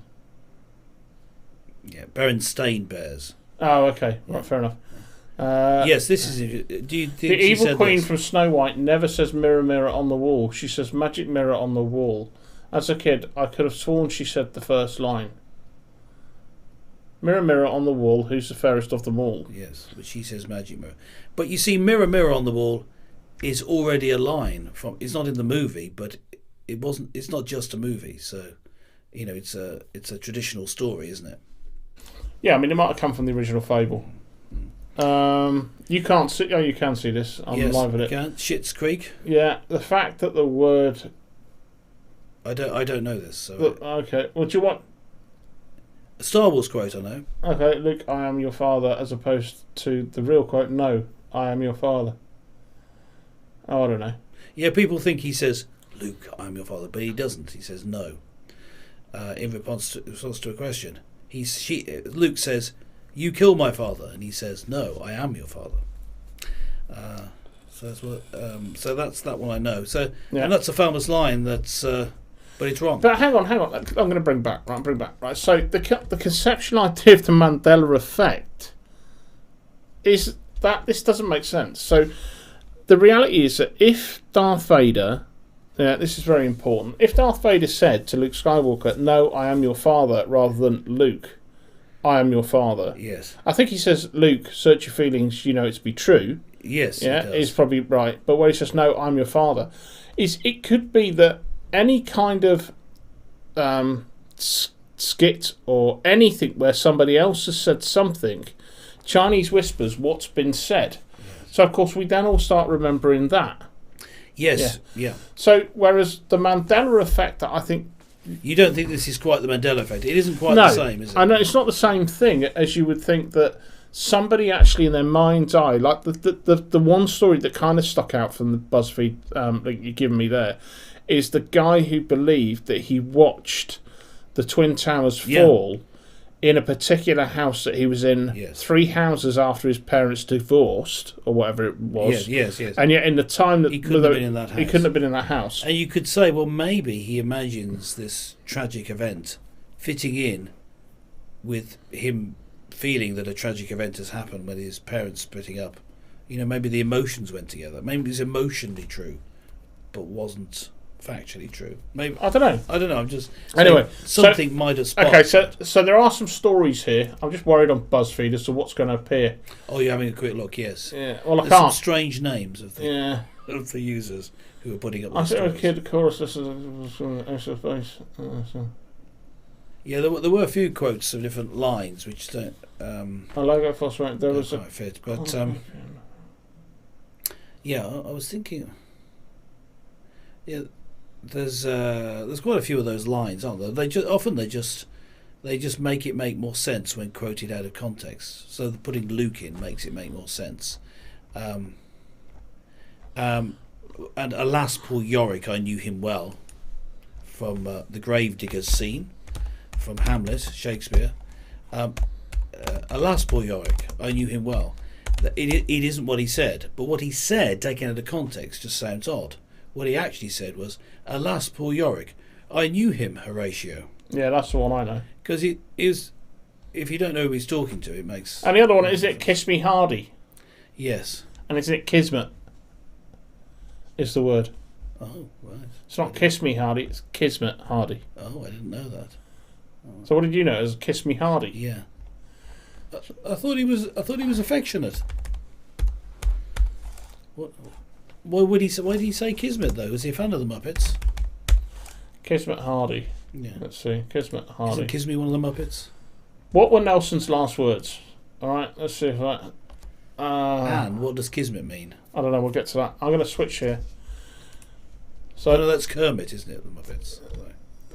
All right. Nelson was killed by a fatal gun on the 21st of October 1805. Yes. Read more about the circumstances of his death. Yes, that's blah, blah, blah, blah, blah, blah, blah. How did he die? See the curate. What's his last words? What were Nelson's last words? Right. There have been extensive debate over Nelson's final words to Captain Hardy on board the HMS Victory. Yes. The last three surviving witnesses' accounts declared that Nelson said, "Kiss me, Hardy," prior to his death. Surgeon William Beattie, Chaplain Alexander Scott, and Purser Walter Burke all noted the moment of tenderness between Nelson and his flag captain. Yes. Interesting. He, Nelson, then told Captain Hardy he felt that in a few minutes he should be no more, adding in a low tone, "Don't throw me overboard, Hardy." The captain answered, "Oh no, certainly not." Then replied his lordship, "You know what to do," and continued his and you know what to do, and continued he, "Take care of my dear Lady Hamilton, Hardy, take care of my poor Lady Hamilton. Kiss me, Hardy." The captain now knelt down and kissed his cheek. When his lordship said, "Now I am satisfied, thank God I have done my duty," Captain Hardy stood for a minute or two in silent contemplation. Then he knelt down again and kissed his lordship's forehead. His lordship said, "Who is that?" The captain answered, "It is Hardy." To which his lordship replied, "God bless you, Hardy." After this affecting scene, yep, Captain Hardy withdrew and returned to his quarterdeck, having spent about 8 minutes in this, his last interview with his dying friend. So yeah, where does Kismet Hardy? I don't know. Well, here you go. I don't even know what Kismet means. Well, here it is. So many of the Victorian era believed "Kiss Me, Hardy" had been misheard and suggested instead that Nelson had been speaking Turkish, declaring Kismet Hardy. Kismet means fate or destiny. Oh, there you go. Yeah. However, get rid of this. However, contemporary historians argue that this explanation is a Victorian invention, since the earliest recorded use of the term Kismet in the English language does not appear until 1805. I think that you've been a victim of the Mandela effect. Absolutely. That's what I'm proving. Yes. So others also claim that Nelson had said "Kiss Emma Hardy," referring to his mistress and lover, Lady Emma Hamilton. So yeah, I mean, it's the point, isn't it? Is that this is one of those things where people have said... Well, I think in the Victorian age, they're very prudish. But isn't it... I find Victoria... Hang on, when was his death? 1805. Yeah. Nelson died. 21st yeah, so it's of the start, okay. the start of the 19th Yeah, all right. So 21st of October 1805, and yet they said that Kismet until after 1805 is when Kismet appeared. Yes. Right. Yeah. It seems unlikely that he said Kismet, isn't it? Wouldn't he have said fate? Why would he have said Kismet? Don't know. People spoke. I think they were trying to not have him say "kiss me." I could believe that he said "kiss Emma" because he was going on about that because he was upset about his. But he was a sailor boy. Sorry, have I? Are you suggesting? I'm no. I'm going to I'll retract that. I don't, I'm trying to be funny, and it's not funny. No. He seemed to be entirely and rather enthusiastically heterosexual, Nelson. Hence the mistress. I don't know. Maybe the point is that the term of a kiss. Well, men tend to not kiss each other these days. Well, in Britain. No, yeah. That's what the point I'm making is. Maybe it's like girls wearing blue and boys wearing pink in Victorian times. Yeah, it used to be pink. Yeah, absolutely. So those kind of concepts is that maybe a kiss from a man to another man is in a different way in a different social circles to how we see it now and today. Yeah, and yet look at the French and look at a lot of other societies that do actually. Yeah. Well, this is why we had Brexit. Reaching that way to stop people kissing us when we didn't want to. Yeah, absolutely. Yeah. It's about as good as my sailor joke. We don't want to be too continental about these things. No. All right, look, we've just 15 seconds off the 3 hours. It's been good. It's been good, and everyone stayed with us. We've saved the world. No, we haven't. Put your mobile phones away, folks. Well, no, put your smartphones away. Let me just turn you down because you decided to shout. Yeah. What? I said I'm turning you down because you started shouting. I'm going to whisper now. See, look. The problem is, I sorted all these audio issues out. I know. I sorted them all out, and then Pete turned up, and I plugged in his mic, and his mic didn't work with the new setup. And I couldn't figure out why before going live, so I said, look, we'll have to go back to the old setup. So, I'm hoping I can figure this. I can live and unfiltered, and so sometimes yes. So I can't compress his audio. So the reason that whatever that reason is, I'll sort that out. So next week, Pete will be able to shout, and you lot won't get deafened. Yes, but what I'm saying is that's how we save the world. Get a dumb phone. That's it. I don't know if I'm convinced. Anyway, thank you very much for everyone turning up this week. Thank you. And it's time for the weather. I love that. You're going to try and finish up on a nice, profound statement, and Pete launches it with "bye," and that's it. And now it's time for the weather. And now it's time for the weather. Right. Anyway, I'm going to try that again. An exit strategy here. Thanks, have some profundity. Go ahead. Flipping heck. We're all ready for you. Right. I won't interrupt. I'm going to punch him in the head. I'm not going to say anything. Look, where is he? Oh, I can't reach him. Yeah. Oh no, wrong way. That was the right way. You did it right. You did it right. You did it right. Yeah, right. And that's my bad shoulder. Next week we're going to be talking about chiropractors for sure. Yes. Thanks, great show. We're going to definitely talk about chiropractors because I'm seeing one at the minute. Yeah. But all I'm going to say is thanks to everyone who turned up. Thanks for your comments and keep coming back. Yes. Keep putting your comments in. I'm very grateful that you're here. Yes. Thanks very much. Yeah, that's me. And then over to Pete to do his summing up, and then we'll go. Yes. We'll finish on our intro. I'm going to say goodbye. It's goodbye from me, and it's goodbye from him. Good night. Night. Original. Look at that, original. Dad joke.